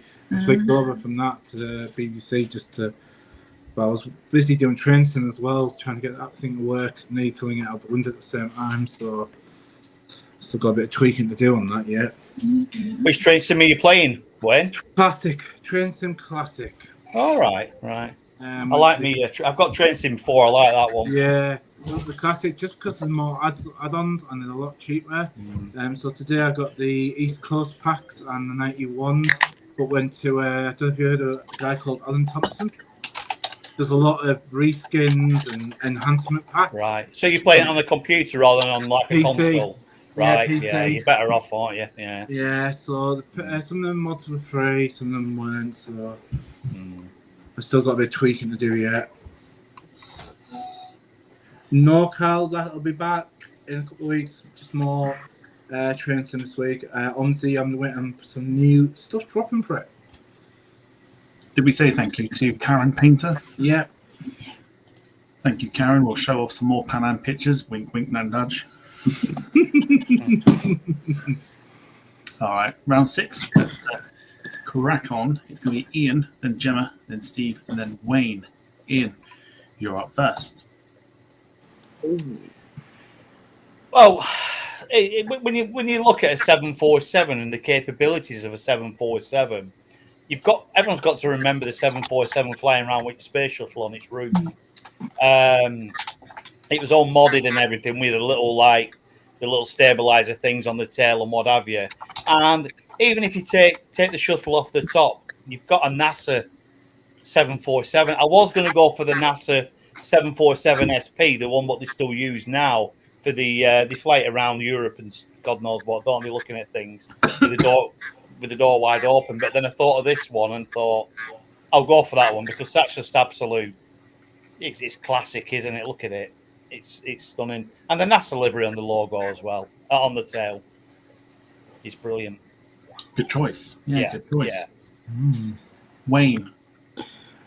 I think as a livery goes, it's plain, but for the historical side of it and the sort of what it brought to the world in sort of part of like the science side of it, I think got that significance of sort of bringing history on it. So it's got that presence about it and it's got historicalness about it. I think it's a decent choice. Well done, Ian. Nice one. Gemma. Yeah, so just get points away now. I don't think anything's going to be that. I'm actually kicking myself now for not thinking about this one with Space Shuttle on. Yeah, because I'm a massive space geek as well. Yeah, Steve. good choice. Yeah, obviously it is very plain. If it was just a passenger aircraft, you'd probably go, yeah, it's a bit too plain. But because what it is, it gets iconic status. All right, good choice. Starting off strong, round 6. Gemma, over to you. You've gone for the flip reverse of the KLM livery. Yeah, so this one, obviously, almost like a magpie or something, just being attracted to chrome liveries. But I think this one looks pretty smart. Yeah, I just like it. I like the reverse. I must admit, Yeah. I like the reverse of the KLM livery here. But I like to see something painted in it nowadays. I think a 777 will look very good in this. Yeah, it would. But yeah, I do like this. A lot. Yeah, it's a very good choice. I like the fact that the light blue that you normally see on the top half of the aircraft is actually incorporated into that cheat line. I think it's dead smart. I do like this. A lot. Wayne. I haven't chose Karen myself today. I'd be a critic if I didn't like it. I really do like this. Well done, Gemma. Great choice. I love the chrome on the belly. I saw this myself and went with the other one. I just think, I agree with what Tom said. It looked fantastic on a 777 or even maybe he's at a push a 350 when they finally get them Shazam. Yeah, this is excellent. Really, really good. 787 would look like this as well. Yeah. Yeah, this is dead smart. Do like this. Ian. Yeah, I totally agree with pair of you. It's a cracker. I think anything with a chrome underbelly is absolutely fantastic, isn't it? It really is. It's just a shame that I don't think it shows the plane in the best light. To be quite honest, I think it would have been a better picture, obviously, if the lighting were different on it. But it is a fantastic looking plane. It really is. The cheat line's fantastic on it. I really like that. Yeah. Well, just for you, I will find you another picture. Thank you. While Steve tells us his thoughts. Yeah, no, old school vibes, echoing the sentiments of everyone else. It's probably the 6 Gemma's best pick so far. To be honest, you can't fault it.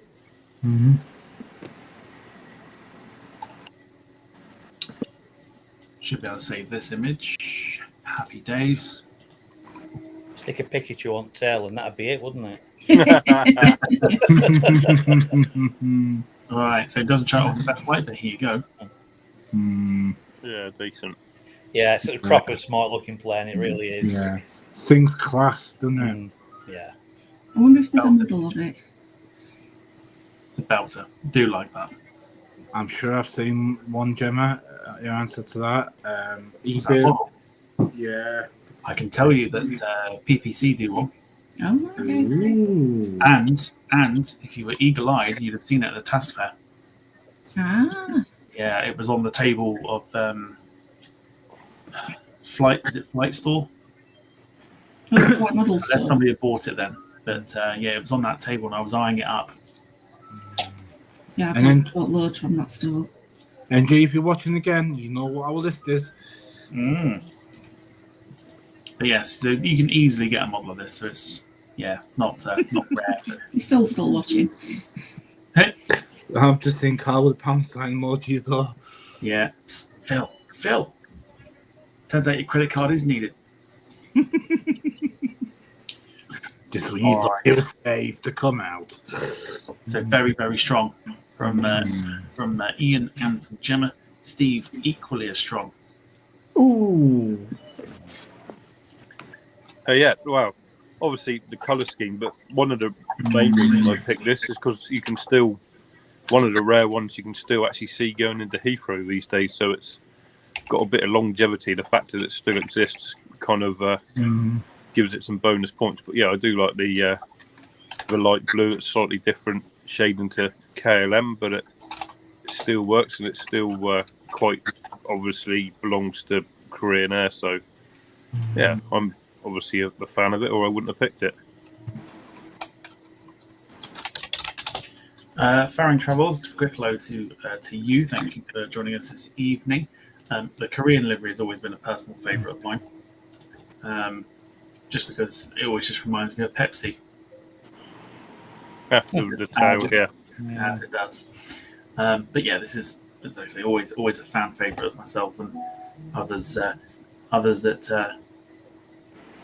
get on with this one, especially, let's say, nowadays with the 747-8 coming in with this livery. It's always going to be a highlight that people are looking out for. Gemma, over to you. Yeah, I like the Korean Air livery.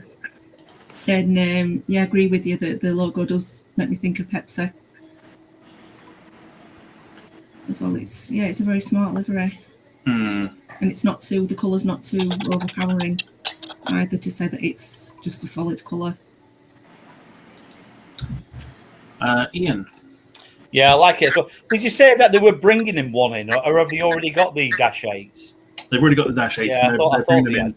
Yeah, they're already bringing them in for the. Yeah, I think with the Dash 8, you've got a nicer wing profile, haven't you? I find. But that livery again, it is a cracking livery, and the grey in the middle as well, the grey cheat line, just breaks it all up as well, doesn't it? It does. Yeah. I think it could have been. I think with all the blue on it, I think it could have been too much. But I think that grey just takes your eye off it a little bit, and yeah, it's really, really smart. I like it. Wayne, have we had you or no? No. Again, solid choice by Steve. I like this. It's a big hit at Heathrow at the moment. I think you see it till October for the summer season. Great, solid choice. Agree with everything you guys have said. Can't add to it. I'm just laughing at Phil's comment as Yeah, well. I've seen it. Phil says, yes, I'm still here, just looking for a Swiss bank to put my money in. And Rob Brown says, in Pulp Fiction style, say Pepsi one more time, I double dare you, motherfucker. Pepsi. Right. Good choice from Steve and from Gemma and from Ian, and it's about to get even more interesting because Wayne, let's pick this. You know, I like a retro, and you know, like a cheap line. Love the retro. Currently, it's got often seen over the skies, the UK, and over to America, the LX, and places like that. I just think this looks so smart. Proper Lufthansa, sort of the best livery in my opinion, they had. It just looks fantastic. Looks great on the new NG models that were released of it, which always helps as well. So yeah, nothing I can really add to it. It's proper. It sings German efficiency class. It's nice. I do like the cheat line. Cheat line breaks it up from the sort of the old livery that we knew as well, which is basically the cheat line taken away and the grey lowered a little bit. But yeah, I do like this with the cheat line. I think it looks a lot better. Also has a bootless Snoop, the black nose. Yeah, like this a lot. Steve. Yeah, no, I'm big fan of this. It's retro, but are they still around in this retro? Because I know Lufthansa still fly their 747s. Yeah, I believe so. Yeah. Anything that's active gets a bonus point. But yeah, I do appreciate the old Lufthansa in a retro, and whatever it's wearing, it looks good. It was in LAX the other day. Ian. I just love Lufthansa logos, mate. I just they don't make an ugly plane. Well, they don't spray an ugly plane if you want. Even the new logo, I'm a big fan of that as well. But the old livery on the Lufthansa, it's fantastic. It really, really is. And for it to become a retro with a stripe and a little black nose on it, just finishes it off. It's a fantastic looking plane. It really is. And it's on a Dash 8 as well, isn't it? Yeah, it's a livery that just wouldn't look out of place if it was across the whole fleet. Yeah. I'd love to see it on the 320s. I really would. Yeah, that looked dead smart. There was one there, and it ended up going to Eurowings at 320, but was kicking around the retro one. I'm just going to have a look and see if, because wonderful world of flight simulation. Oh my god! I'm sure. Sorry. Yeah. I'm just looking at 727 liveries at the same time. What was it? Condor retro? I can't remember. There was definitely a retro. Yeah, Condor was on the 767. 767, which has now been retired. I'm sure Lufthansa did 321 and got the Euro. Yes, they did. They did it in another one. Yes, they did. They did it in a the old style. Yeah, then I got Euro Wings at the end of last summer. Let's see if I can find who have we not had for this livery yet. Me. Gemma, go for it. I don't know what to say about it. There's not really anything good or anything bad. It just looks plain and simple. Just retro looking. Yeah, it's. That's all you can say for it, really. Yeah, there's nothing that sort of strikes out as being wow to me.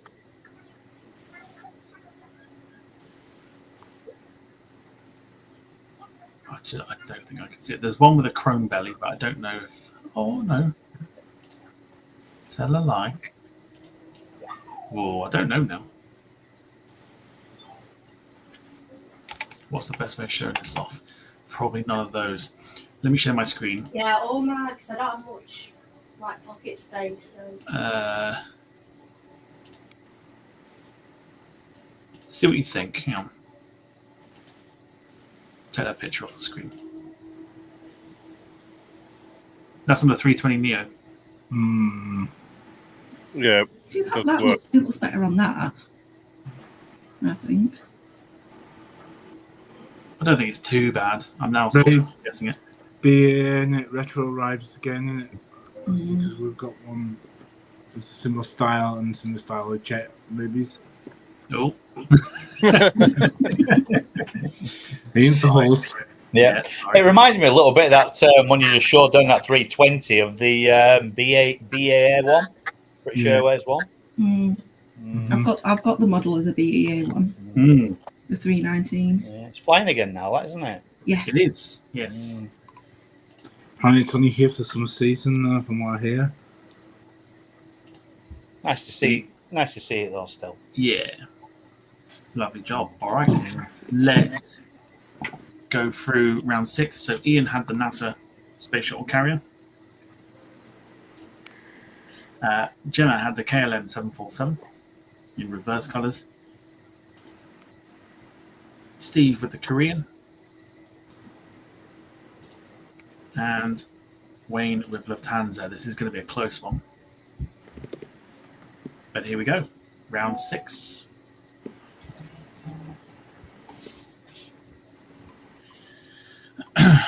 Dom is back and he says who's winning. Steve is currently winning with 3 points. Gemma with 1. Wayne with 1. Ian yet to score.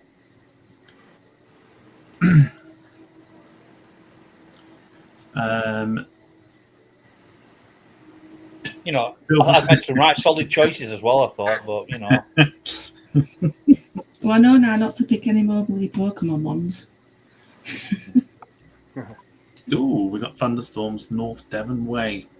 Not coming towards us though, so that's fine. But that's interesting. Can't bug your internet up, won't it? Phil says, Dan, Gemma has just sent me a photo of the KLM model, the crying emoji. Thanks, chaps. You're welcome. You're welcome. You can say no, by the way. Susie Stealth says, but there's a Pokemon one with Bobble on it. I don't know. I mean, not so much this one on this one, I don't think, unless she's behind. I don't know.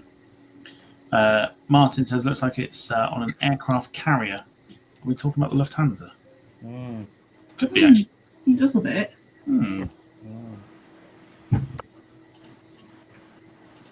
An aircraft carrier with nicely cut lawns. Yeah. Jim's been tracking the storms in Ireland. Yep, there are quite a few off the coast of Dublin at the moment. Quite a few strikes there. Don't mention storms will make the grass grow. I think it's supposed to completely miss us tomorrow and be boiling hot. It's got us down for warning, but there's nothing down in that office for us to have any, so.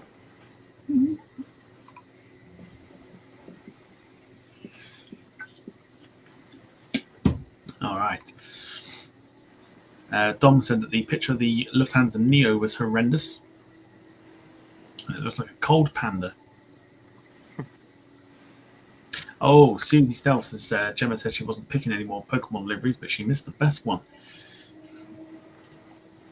Yeah, but that's not on the 747. So I can't.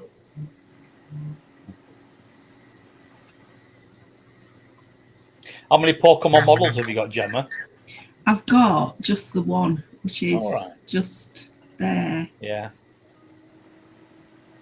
Do you have all like little like squishy Pikachus and all that? You what, sorry? Do you know like teddy bear sort of Pikachus and all that lot? Do you have all them? I've got some that I got out of the crane game things in Japan when we went. All right, yeah. I've got a. Well, the skill cranes. Yeah. Bloody hell. They well to win some out of one of them. Oh, it's much better over there. You get robbed blind at Cleethorpes here. Yeah, they're not rigged, that's what it is. You get robbed blind at Cleethorpes. All right, let's end that one then. And the winner of that one goes to Gemma. Gemma gets the point.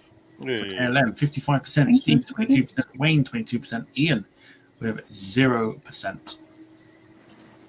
Fix. Recount. Nobody liked the NASA. I'd have voted for that one if I were voting. Nothing like a pity vote, Ian. Lovely. What? I said at start, just keep wait now. That's it. Walsh off a duck's back. All right. What we got next? So round 7, it's Wayne, then Ian, then Steve, then Gemma. Wayne, you're up next. Or you're up first, rather, for round 7. And it's one we've seen before, courtesy of airlines.net. And it's the Age of World City once again. Can't just repeating what was said last time by Steve. I think it's a great looking livery. I think this is how I prefer this one to the second one that he chose. I love that green.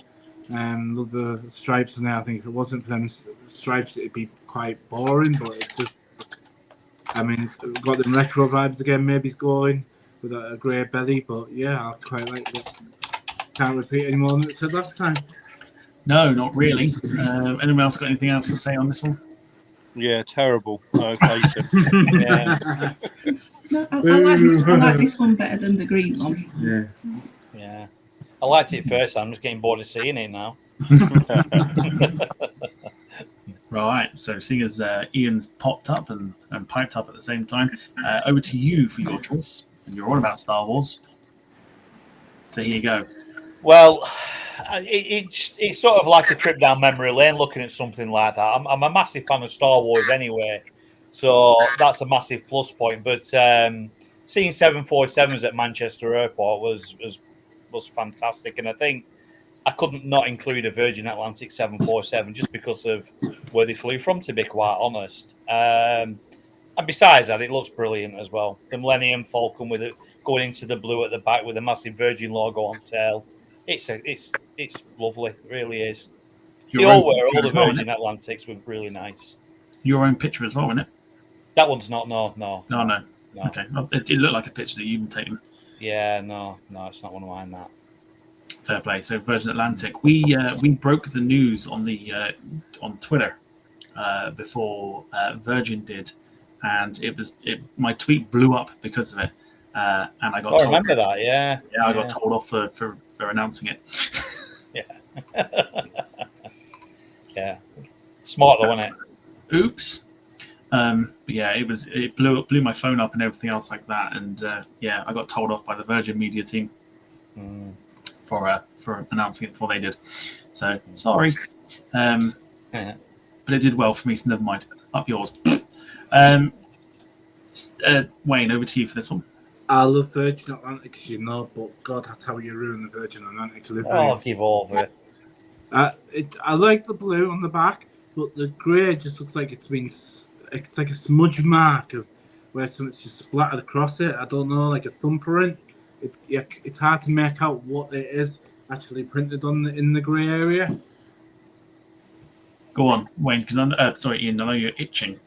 No, let him have his opinion. I mean, if you've got thumbprints that look like the Millennium Falcon, then fair dues to you. Maybe you had some great choices tonight, but this is probably your worst yet. But I'll give over. This is one where I'll probably get a point for. Everyone loves seeing a Virgin Atlantic at Manchester Airport, and it's a massive sad loss. It really is.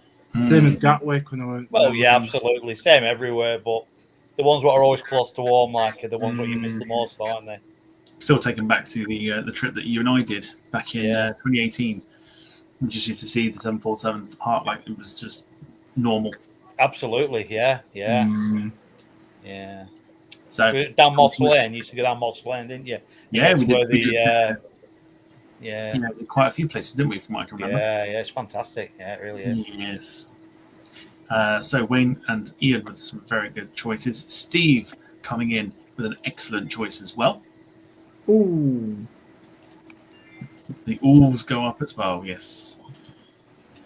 Yeah, well, it's obviously the retro Alitalia on a 747. There's nothing really more you need to add to it. It's it's about as iconic as that brand got at the time. Yeah, it's I've always maintained Alitalia. This livery on the 747 is beautiful,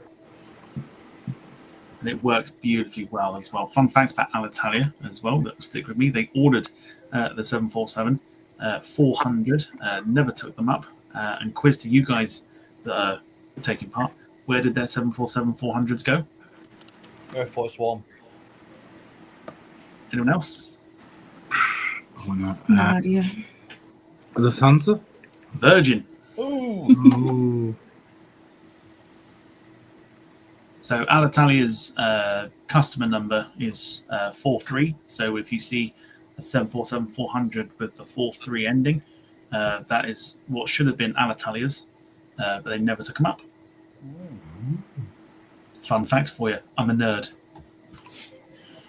Yeah. Ian, over to you for this one. Yeah, it's absolutely faultless, isn't it? If I could pick a fault with it, it's why did they have to break the cheat line just under the tail? Excuse me. But apart from that, it's absolutely spot on. I really like it. Proper classic, innit? Even like, I don't know, just looking at it in that particular photograph, you can tell it was taken, you know, back then. It's really, really nice looking plane. Yeah, no, it's Yeah. classic. Interesting fact here from David, who says there was an Alitalia 747 that did a low pass over the runway at Aberdeen a few years ago on the way to the USA. There are many stories as to why, but all were at best odd. I'm intrigued. I'm intrigued to know. So on the way to the USA, but decided to do a low pass over Aberdeen.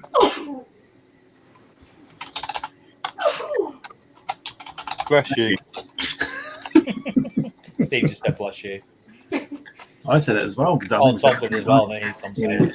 If you're going to sneeze, do it quietly. Yeah, can you sneeze quieter, please? Did she just open up her purse or what?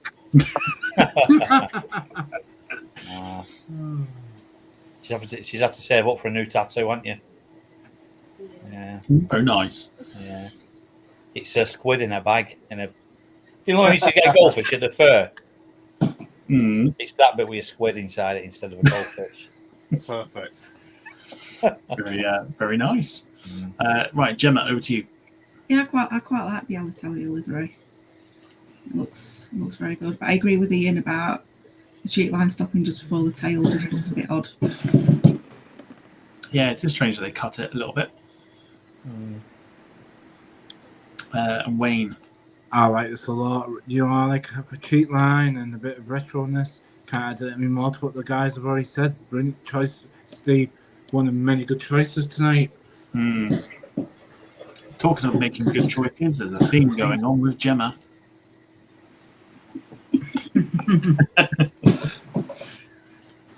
Go for it.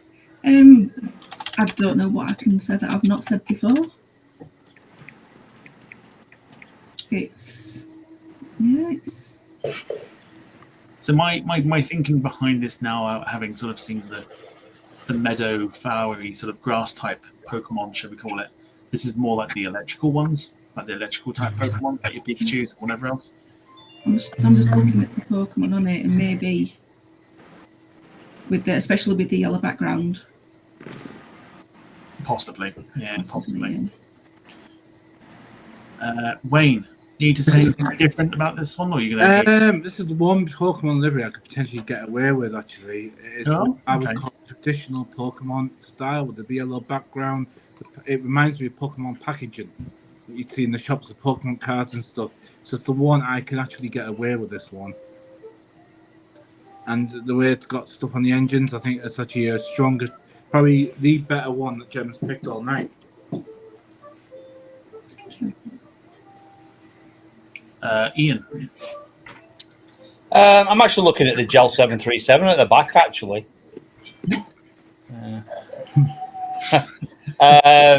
It's. I think I'd agree with Wayne. I think it's not as in your face. I think because you've got a yellow fuselage with the Pokemon above it, rather than a white fuselage with them really, really jumping out at you. They're a lot more.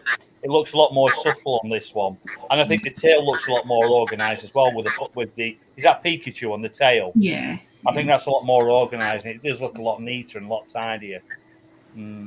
Yeah, I'd probably say it's the best one out of the bunch tonight, Gemma. Thank you. Awesome. Still crap. I'm still going to cry in corner after. Steve. Yeah, it's nice. It's like they put Pikachu in a blender. You've got like his nose down towards the tail, and then bits of his guts up towards the other end. It's great. Bloody hell. Definitely going to paint corner now. Poor Gemma. All right, here are your choices then for round 7 very quickly. Wayne went for the Asian World City 747 that we've already seen. But how does it compare against Ian's Virgin Atlantic Star Wars Thumbprint?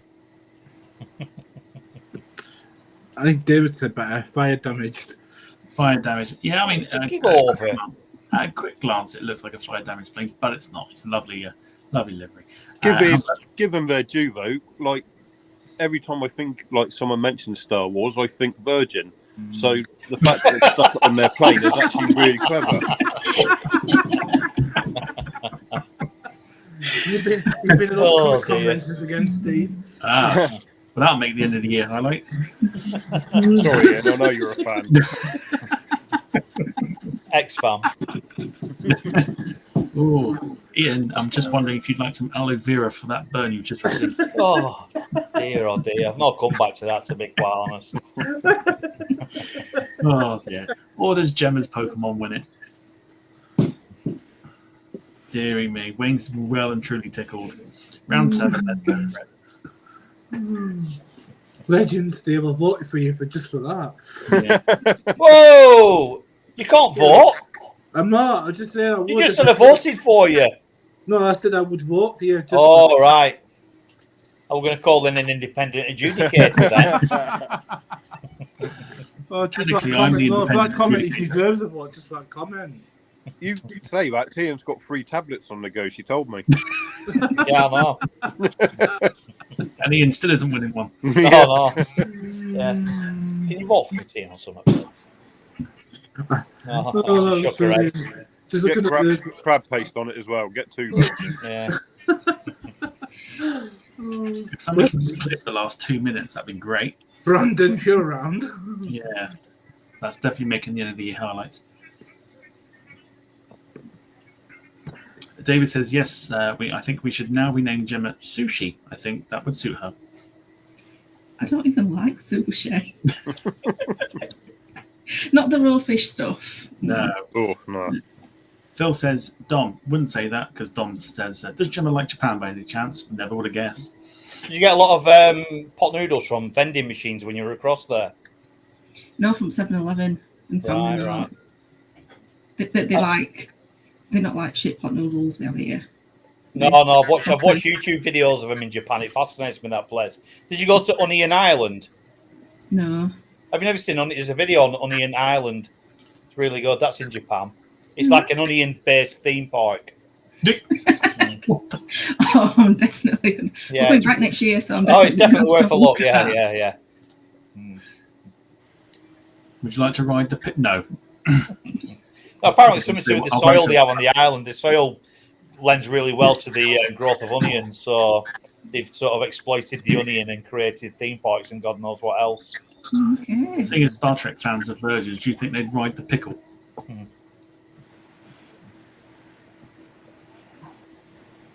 No.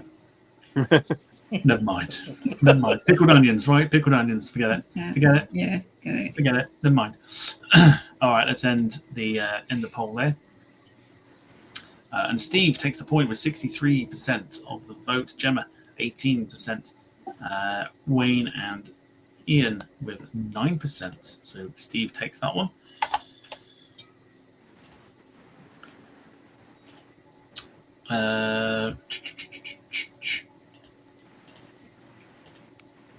Cool. All right, round 8 as we fly through. Gemma, then Wayne, then Steve, and then Ian.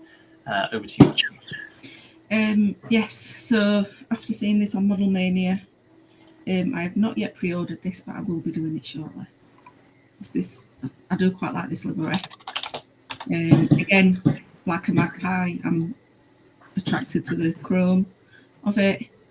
I like the red cheek line and obviously the airline's logos at the front as well, and obviously it is iconic being the first 747. Yeah, heavily influenced by Model Mania last week, as you did say to me when you gave me the list. And it was that influence that I have it on pre-order. So I'm looking forward to getting it. Wayne, you next. Good, great choice. Obviously, when we saw NG doing this, it looked stunning. So solid choice by Gemma. Steve. Yeah, no, equally, I like it. Old school, like the two tone, and it's simplistic without being too simplistic. Decent job, well done. Ian. Yeah, you know, if it's the first one that they built and it was the first one what took off, it can't not be up there, can it? Because that's the iconic 747, isn't it? It is. Yeah.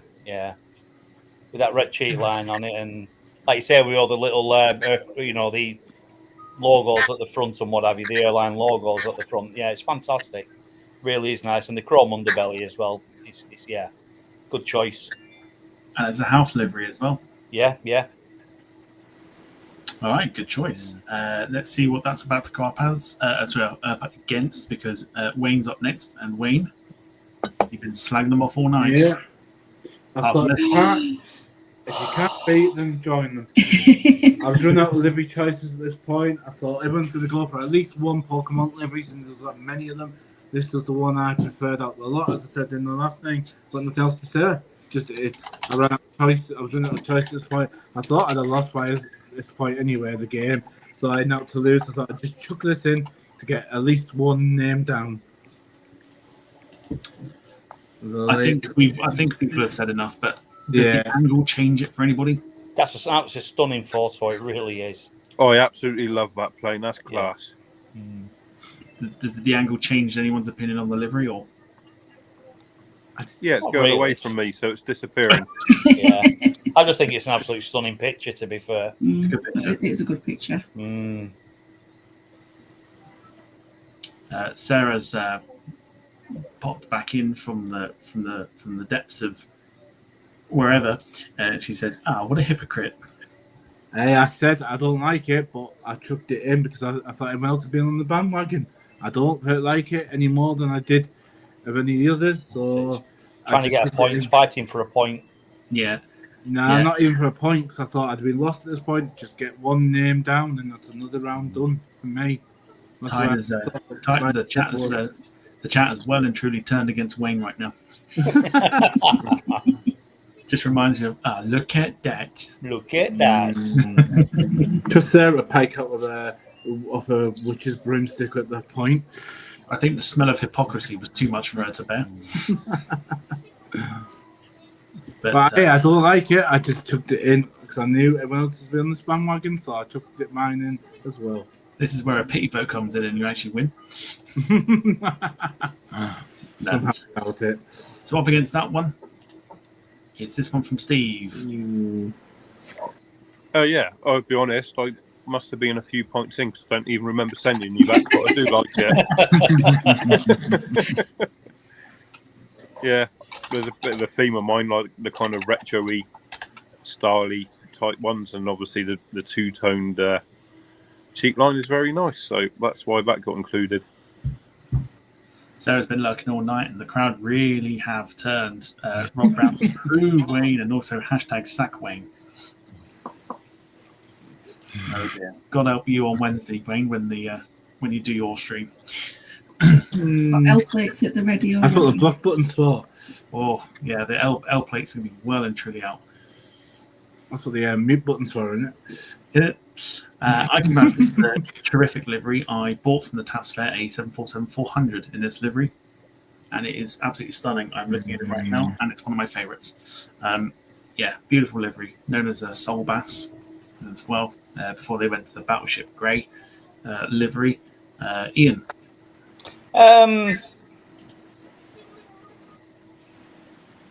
It just looks a bit. I don't know. It just looks a bit plain for me, to be quite honest. You get used to seeing these American planes with these chrome underbellies and all singing and all dancing, and then this one comes along and it's like, yeah, it's just a bit plain. The logo at the back, I don't know whether you remember Smith's Crisp back in the day, but it reminds me of the logo for Smith's Crisp for some reason. Is that done with salt packet that you actually Yeah, opened up and yeah. chucked it in yourself? Yeah. Yeah. Reminds me of the logo for them. Probably nothing like it, but yeah. Hold on, VAR check. Hang on. Bless you. Such an attention seeker. I know. Such an attention seeker.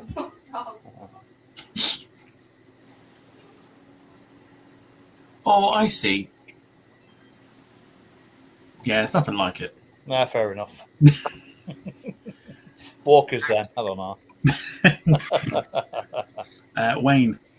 I quite like this, really do. I think it's another strong choice. Brilliant. I love the cheap lines, and it does give. Agree with what Jim said. Stagecoach vibes. It's. I like it. It's a good choice. Of course, you'd like anything to do with stagecoaching. I'm going to mention Stagecoach. Oh, Rob says Wayne's choice is like watching your favourite pub burning to the ground. Really disappointing. You can always trust Rob to come out with some interesting lines. Gemma. Yeah, it's all right. There's nothing like before with Lufthansa one. You know, there's nothing good or bad to say about it. Sitting on the fence, like it. Who have we not had? I think we've had everyone, haven't we? I think so. Right, over to Ian. This is your choice for number 8. I thought I'd go for something really, really classic. And you can't get better than an IB. If you want a classic 747, I think that those colours are just absolutely bob on. Just to represent what the 747 was, that it was like the epitome of flying, weren't it? When you think of the good old days where they used to walk around with your trolley and you used to be able to have a smoke and things like that. That was the kind of plane you used to do it in. And you can just imagine the shag pile carpets inside and the red leather seats as well that you had to sit on. Absolutely fantastic. Lovely looking livery. Well, this picture would have been from sort of the mid-2000s. Well, yeah, no, but it still represents, for me anyway, it still represents what the 747 was when it was designed and when it was built and what have you. It was just at the time, weren't it? And that livery just represents it really, really well, to be quite honest. For me, yeah. Besides it being Spanish and obviously the reds and the golds represent the Spanish colours and all the rest of it. But it just looks so retro. I got absolutely fucking rinsed when I bought this up and said it was my absolute favourite. And then, I got absolutely rinsed for it. So I'd be interested to see what the chat thinks. Wayne. I like it. I'd be a classic in it. It's one of those that I know you've been wanting to do on the sim for a little while. It's nothing else I can really add to it. Just good choice. They were on lease from Air Atlanta Icelandic for a good few years. And again, I've said it before and I'll say it again, the Iberia livery suits the 747 and I don't care what anyone says. Steve. Yeah, no, I like it, especially compared to what they've now done to themselves. So it's nice to see it on such an iconic aircraft in the iconic livery that Iberia used to have before they ruined themselves. And Gemma. Yeah, I'm not a massive fan of this livery. I don't know why. It just doesn't appeal to me. Get out. I'm going bye. See you later. All right. So, Gemma's choice, the maiden flight of the 747, inspired by last week's Monomania show. Wayne being the hypocrite, boo hiss, boo hiss. Steve with the Soul Bass. And Ian with, in my eyes, the winner. Yeah. Not that I'm trying to influence the vote. But which one wins it for round 8? In the chat it goes. Carl says, I like it with the colours going over the top. That's the Iberia one. There's such warm colours as well. Yeah. Yeah, it works on any plane. It's just absolutely brilliant. Carl says, "Is that a timeout for Gemma on the next stream?"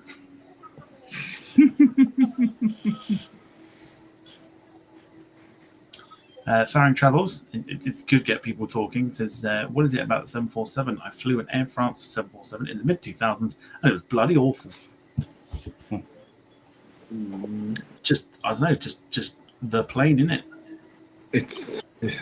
I think it's just the history of it. It's iconic.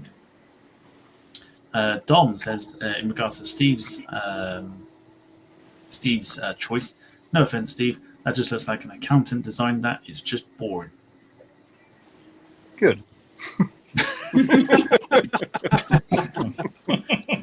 They're really turning tonight, aren't they? Boo hiss, boo hiss.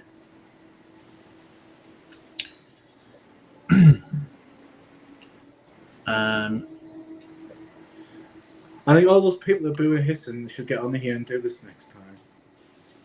Well, I mean, it's almost like tag teaming at the moment. Like, they're all just teaming up against you, Wayne. Yeah, it's alright. I'm used to it. Oh, you're a cat dance. I think Sarah should do it. Get on here next time then. Let's see some of their picks. Come on. I have been campaigning for what feels like forever to get Sarah on the channel. Yeah, I will. Campaign. Hashtag get Sarah on the show. Get it in the chat. Yeah, can we get a petition going? Yeah, I agree.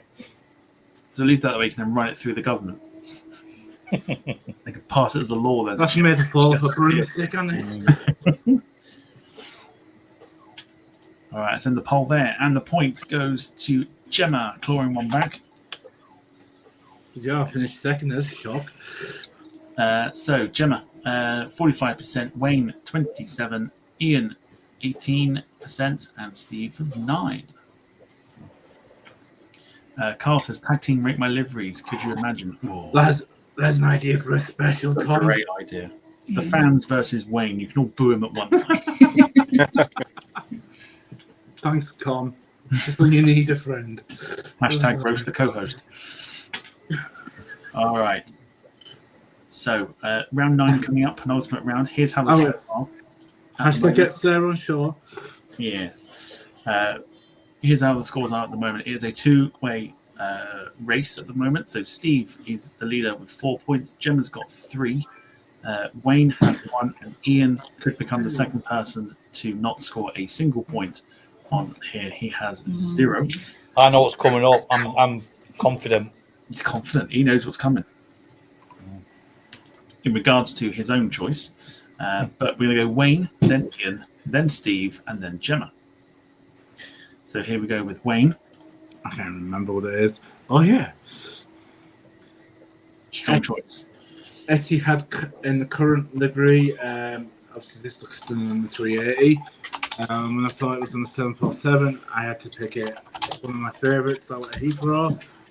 It's just, I think it's for modern livery. They're really sort of one of the best looking out there at the moment. It just looks fantastic for on the 747 and the 380, anything big and wide body. Even the 321 Neos that they recently got, it just looks great in the sunlight. It looks great in the rain. It's one of those sort of classic at the moment liveries. Well, he was confident. Ian? Yeah, I can't disagree with anything he said. It's an absolute stunner. It really, really is. I love the Etihad cargo. Oh, the Etihad livery. Full stop. Fantastic. Yeah. It looks really nice on that 747. It's a good choice. Good choice, Sam. Very good choice. Gemma. Yeah, I've never seen it on the 747 before. But yeah, it looks all right. I like the fact that it's not white either. Just that sort of sandy colour sort of thing, which makes it sort of just that little bit more standouty, should we say. Steve. Yeah, it definitely helps it where you're so accustomed to seeing it on larger aircraft, so it suits it quite nicely because you're used to seeing it on 380s, 350s, etc., etc. So it kind of seamlessly goes on the 747.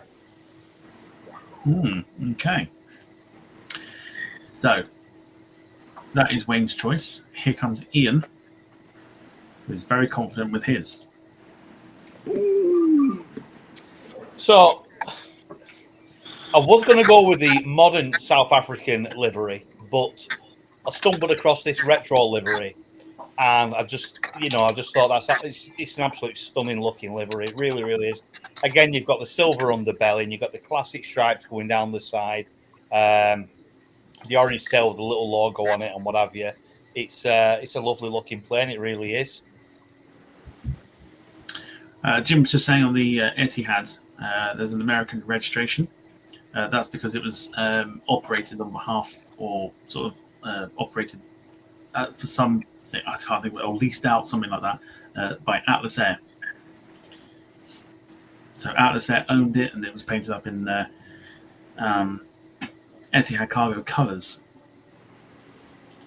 But yeah, this is a fan favourite of mine, or firm favourite of mine, I should say. I'm literally staring at my 747-400 model in this particular livery, and it's a stunner. Beautiful with the chrome belly and everything else. Beautiful. Yeah. And I think with it being an SP as well, you've got the big tail on it and things like that. And I think it just, it just makes it look a little bit nicer, doesn't it? It's just a stunning livery. It really is, yeah. It's just stunning. Just everything about it. The blue and yellow, blue and orange, just they go well together. And it's just chrome engines and everything else. Obviously, later on, it was SAL there, but it became SAA. And then the engines became grey as opposed to chrome. So, but it's absolute stunning, absolute stunner. And I kind of wish that if South African was still as big as they used to be, obviously they had to cut back quite a bit due to financial issues, that they would have painted an aircraft in this colour. But I don't think we'll see that from now on. Gemma? I'm a bit torn with this one. Not so keen on the blue and orange together, but I think the chrome sort of brings it back for me. And there are variations of this livery. If you look at on the 400 with the grey engines, it might sort of pop a little bit more for certain people. But then if you're a big fan of chrome engines, I mean, this is going to be right up your street. Wayne, what do you think? A solid choice by Ian. Nice. I like the chrome belly again. You know, I'm like for chrome, cheap 9. Ticks all the boxes for me. Well done, Ian. Solid. Nice one. Yeah, great choice. Steve? Yeah, I like everything about it, apart from the tail. Perversely, it was just a bit too much colour and not enough of whatever the detail is to make it like really, really good. But other than that, it's not too bad at all. It's a South African Pokemon up tail. For a bonus point off Gemma. I'm not voting. For a bonus 10 points, if you can tell me who it is. Some South African bird? Spot on, Wayne. No. Solar Bud. She was a South African bird. Sure, why not? All right, solid choice from Ian.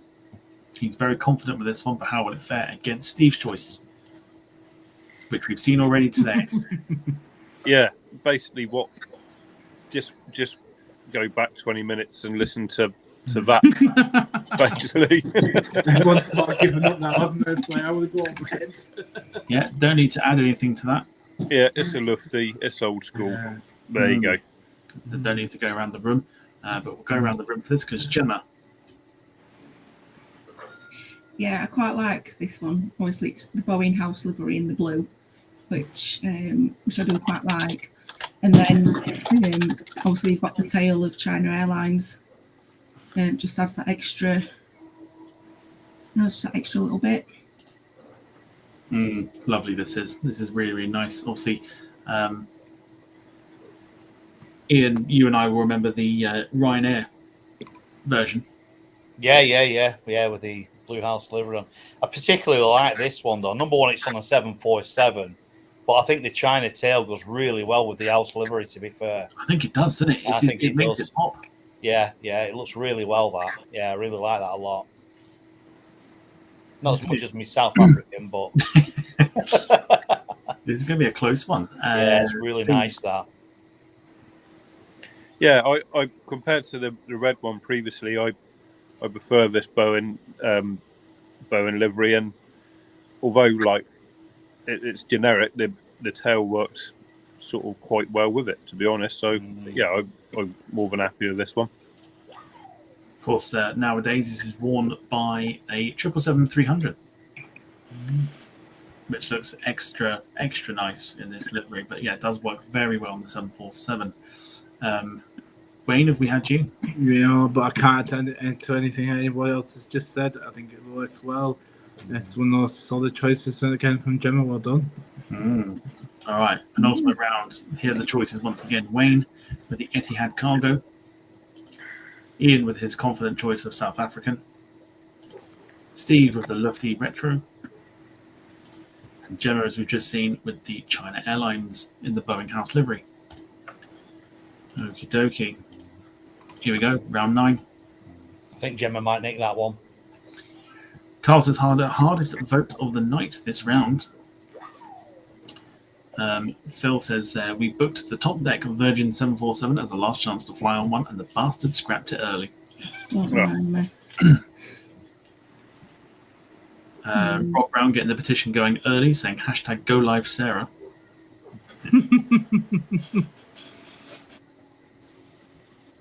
Farron Travel saying that the Etihad Cargo is a beautiful livery.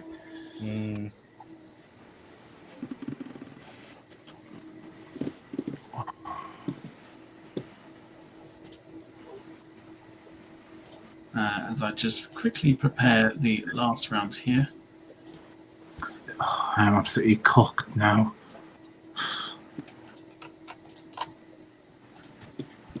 I won't get you to repeat what you said though, because it sounded like something completely different. Yeah, I thought that as well. It wasn't just me, was it? Because my throat's gone all dry. I'm desperate for a drink. I'm going to wait till we finish though. Oh, horse. Okay.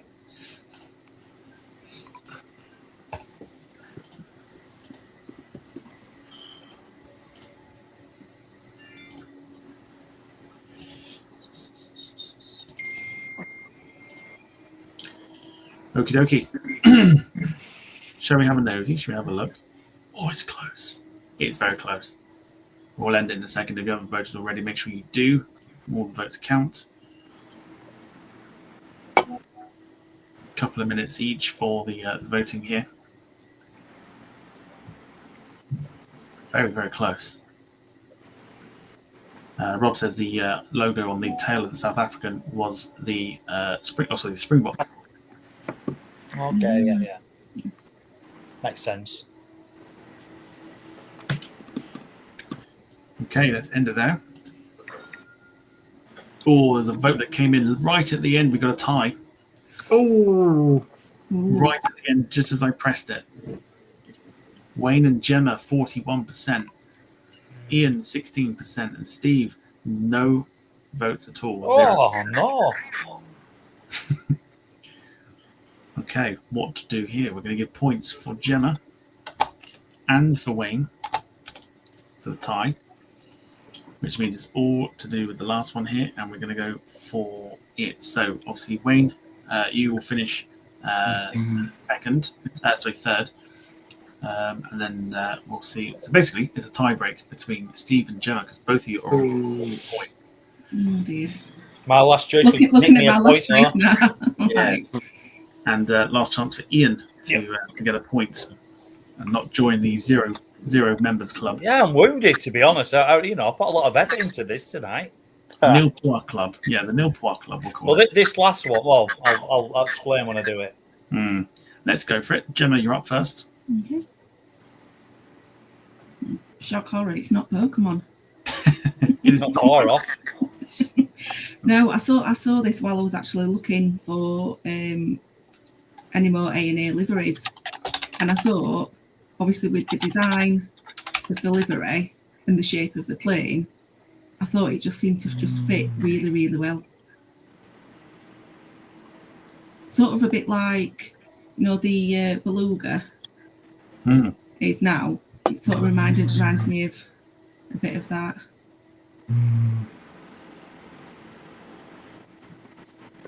Yeah, decent choice. It's not Pokemon, but it's a nice little livery. It's kind of like the first version of sort of what the 380s are wearing now, sort of thing. In a way, might just be me. Wayne, I'm not saying anything about a lawyer present. I don't know. I actually don't mind this. It reminds me of an advert for Dad's washing capsules. It doesn't. It just. Do you know what I mean? If it's got a purple, it's got that sort of. Do you know what I mean? And colours that when you get your capsule box, and I don't know, the washing capsules, it's got a sort of vibe going for me. I'm only saying that because I bought some this morning and it cost me £10 friggin' 50. I was going to say, I Tell you what, you got shafted there, didn't you? Yeah. I was desperate. I had to go to the local corner shop and Jesus, rip my eyeballs out. Yeah. It's all he had as well, Robin. But yeah, it's a decent choice. I mean, to finish off with, it's different as well. It's quirky. The crowd are loving the fact you've been shafted. They really turn you. Steve, as a competitor against Gemma for the final round, your thoughts? Yeah, I could sit here and say what's the point. I actually agree. It actually fits the shape of the aircraft very well. So yeah, it's not atrocious. It blends in quite nicely. So yeah, good effort. Ian. Yeah, I like the livery per se, but the little bits and bobs what they put on the side, the little jellyfish and stuff, I think it could have done without them, to be quite honest. But when I'm looking at it and I'm thinking of Gemma's choices through tonight, wouldn't Japan be an absolutely fantastic place to go spotting planes? It really would be. They've got, they have a lot of fun with the liveries, don't they? Which is what us in Europe just do not do anymore. Yeah, I agree. Lots of variety back then. Absolutely. Well, yeah. But there still is, isn't there? There's still lots to see if you go spotting in Japan. You're going to get a better day spotting than what you are in any Heathrow or bloody Manchester, aren't you, to be fair? Narita on a windy day always throws up some interesting stuff. Yeah. Some excellent videos on YouTube. There's that, what's it called? What's it called? Turk something or other. It's got a really long Japanese name. He does a lot of streaming. Yeah, is that what it's called? Yeah. He does some good videos. Yeah. Yeah, I know the channel you're on about. But there's also a video from an actual 747 pilot, Luby 747, who did some spotting during a proper stormy, windy day at Tokyo Narita. And I tell you what, if you were not thinking about brown pants or brown trousers, watching that video certainly will make sure that you shit yourself. Yeah, even in the plane. I mean, some of the landings you do there are pretty much like side on at 45 degrees. Wow, incredible. Yeah. So yeah, that is Gemma's choice. Up against it is Steve's choice. Yeah, someone had to bring it out, so it was me. I think, obviously, of its generation, and there was a couple of others that were a bit kind of too obvious to pick. So yeah, I went for this one. It's kind of the old school Boac livery on it. There's probably better examples of kind of retro liveries, but I do sort of like this one. Rob Brown says Luby channel is good. Does a bit of snake stuff too. There's probably a few people that watch that channel for that. To be experts on the snaky stuff. Yeah, someone was going to bring this out eventually, and I'm surprised it didn't. Again, it's the only British Airways livery that's actually been shown today as well. So kudos to everyone for thinking outside the box for this one. It's a nice little classic throwback, isn't it? Shame it only lasted as long as it did, and of course now it's scrapped. Real shame.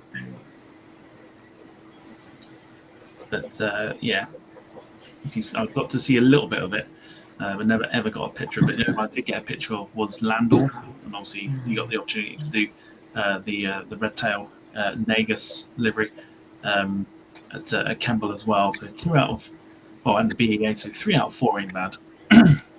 But Wayne, over to you. I think it's the classic times classic in it. Really, I can't add any more than it's already been said a million times about this livery. It's great. It was going to happen, and good choice, Steve. Yeah, I left it to the end. Gemma. Yeah, it's a very good choice. I think Steve's probably won this one. Unless a pity vote comes in for Ian. Well, let's hope so. I mean, I really like. I like the Boac. It's a classic, and as like we're all British, I think it deserves a vote. To be quite honest, yeah, just for what it was. All right, Wayne playing for Pride at this point. Let's see what you've gone for. I just saw this and I was looking, and obviously Steve had the classic Italia. I thought this was something a bit different. It has a bit of colour on the older. Is this a 200 potentially? 200, yes. Yeah, I just thought it looked a bit different. It reminds me of the current Titan, one of the Titan liveries that was doing its rounds, but on a bigger scale. It's a cheat line, but it's a different. It's just, I don't know, just a quirkiness as well. It's different to your norm. I love the colour, the dark blue and the silver. Decent choice. Alitalia had a couple of special liveries on their 747s, this one being one of them. And they had one as well, which was all silver with a watch wrapped around the hump of the aircraft there by the nose. So it's a nice little livery, that one, but this one is probably arguably better for me. Yeah, good choice. Steve. Yeah, no, it's unusual. I like it. Just a nice kind of two-tone, but it's very nice. So, yeah, good effort. Nice. Gemma. Yeah, it's very effective. It's not so much in your face, being a special livery. But yeah, it just reminds me of like a clear night sky. Sage can help HR champions spend more time. Who's watching stuff in the background?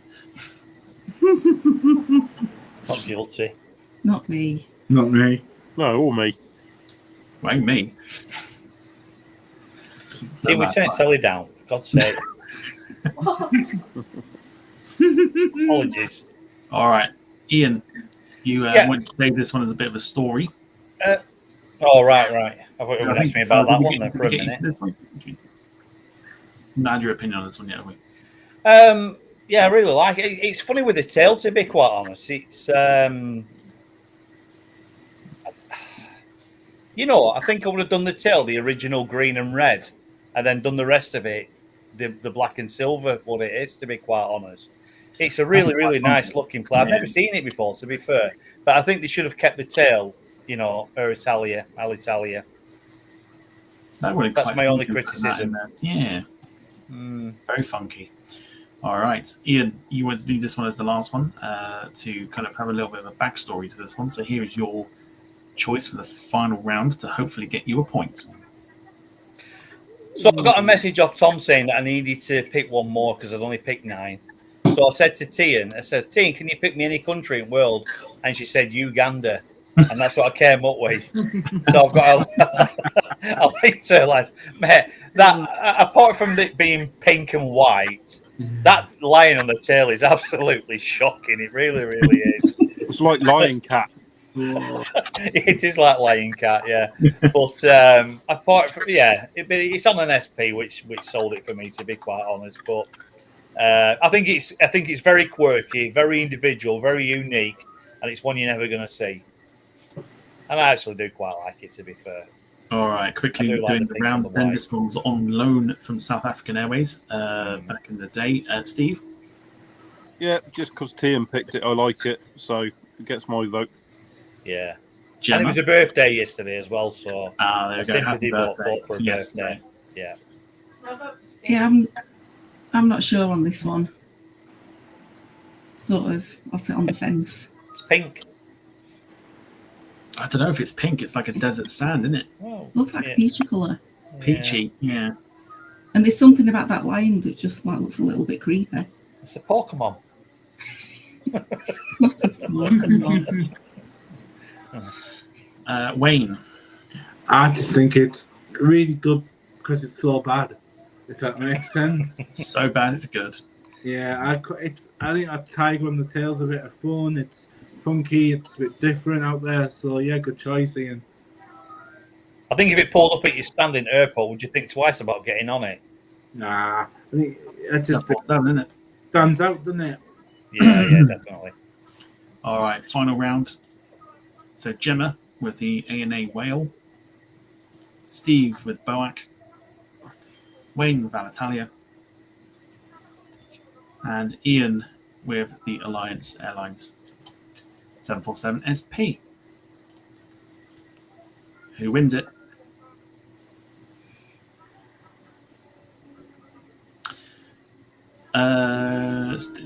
Susie Stout says, I think it's quite nice. The peachy sandy colour is actually quite nice.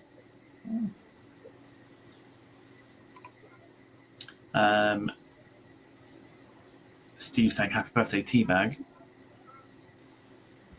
Steve said happy birthday. Teabag. Teabag. That's the polite version of what we call her. Susie Stout says the A&A was a whale. It was. Oh, thunderstorms off the coast now. Just heard rumbles. Yeah. I wonder what that was then. Might be my belly as well. You'll have to come up on lightning, Matt.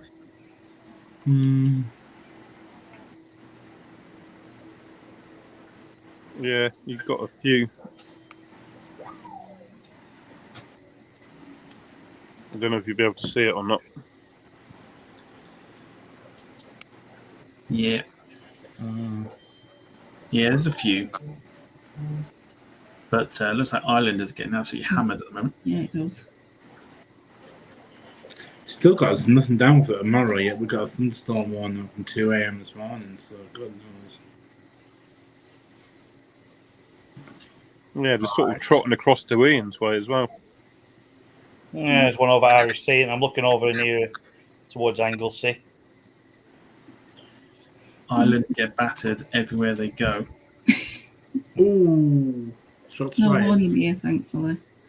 Got to go to office tomorrow, so I don't really fancy going outside in a thunderstorm. I have been quiet this weekend across the towns. As everyone has been, Guppy's been very quiet with trouble. Yeah, I've not heard anything. All right. Time to end the vote. Steve takes the win, 40%. Wayne, Well done. 30%. Gemma, 30% with A&A, and Ian with 10%. Ian, welcome to the Nil Point Club. Cheers, pal. Well done, Ian. Nice one. Well done, Ian. Well done. I think I deserve more, but you know, you can't please everybody all of the time, can you? No, you cannot. Must try harder. Yes, 4 out of 10. Must try harder. It was 0 out of 10. 0 out of 10. I wish you were 4 out of 10. For those of a wrestling persuasion, you'll know there's a wrestler called Chris Benoit who did bad things. He killed his family and everything else, and the WWE don't tend to mention him. So I feel like that's what we need to do with the Nil Point Club. There is also another entrant in there, but we can't mention it for reasons. But Ian officially becomes the second member of the Nil Point Club. That's all right.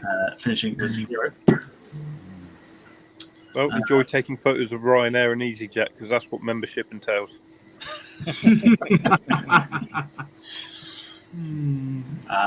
So Ian with nothing, Wayne with 2, Gemma with 4, and Steve with 5.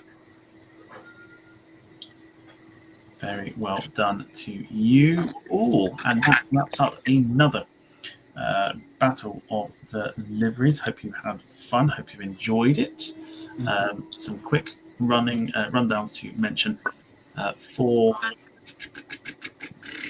Where is it? There we go. Okay. Right. So schedule will get sorted out in a second once we're done here. But tomorrow we're off to Budapest for virtual plane spotting on the VATSIM network. So for Steve and Ian, VATSIM is real people flying, not computer or AI. So we get to watch them landing their aeroplanes for the VATSIM event at Budapest. Oh, so you're flying with VATSIM in background? I'm not flying at all, but just basically virtually plane spotting. Oh, okay, right. We're watching other people screw their landing. Yeah, I've watched Patson before. Yeah. So that's tomorrow. And then the rest of the schedule as far as I'm aware is Tuesday we're doing a watch along of Swansea against Gillingham in the EFL Cup. Wayne's with us on Wednesday with the train sim.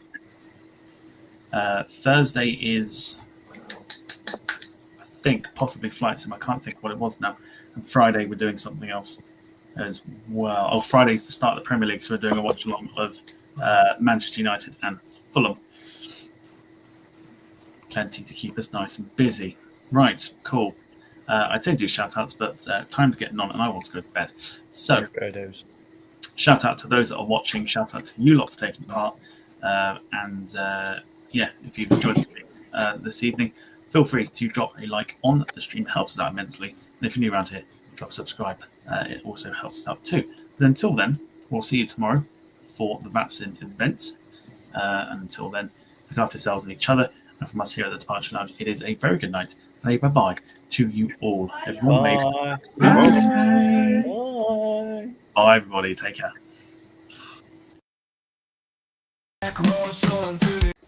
I've just seen that. Hang on a sec. Hang on.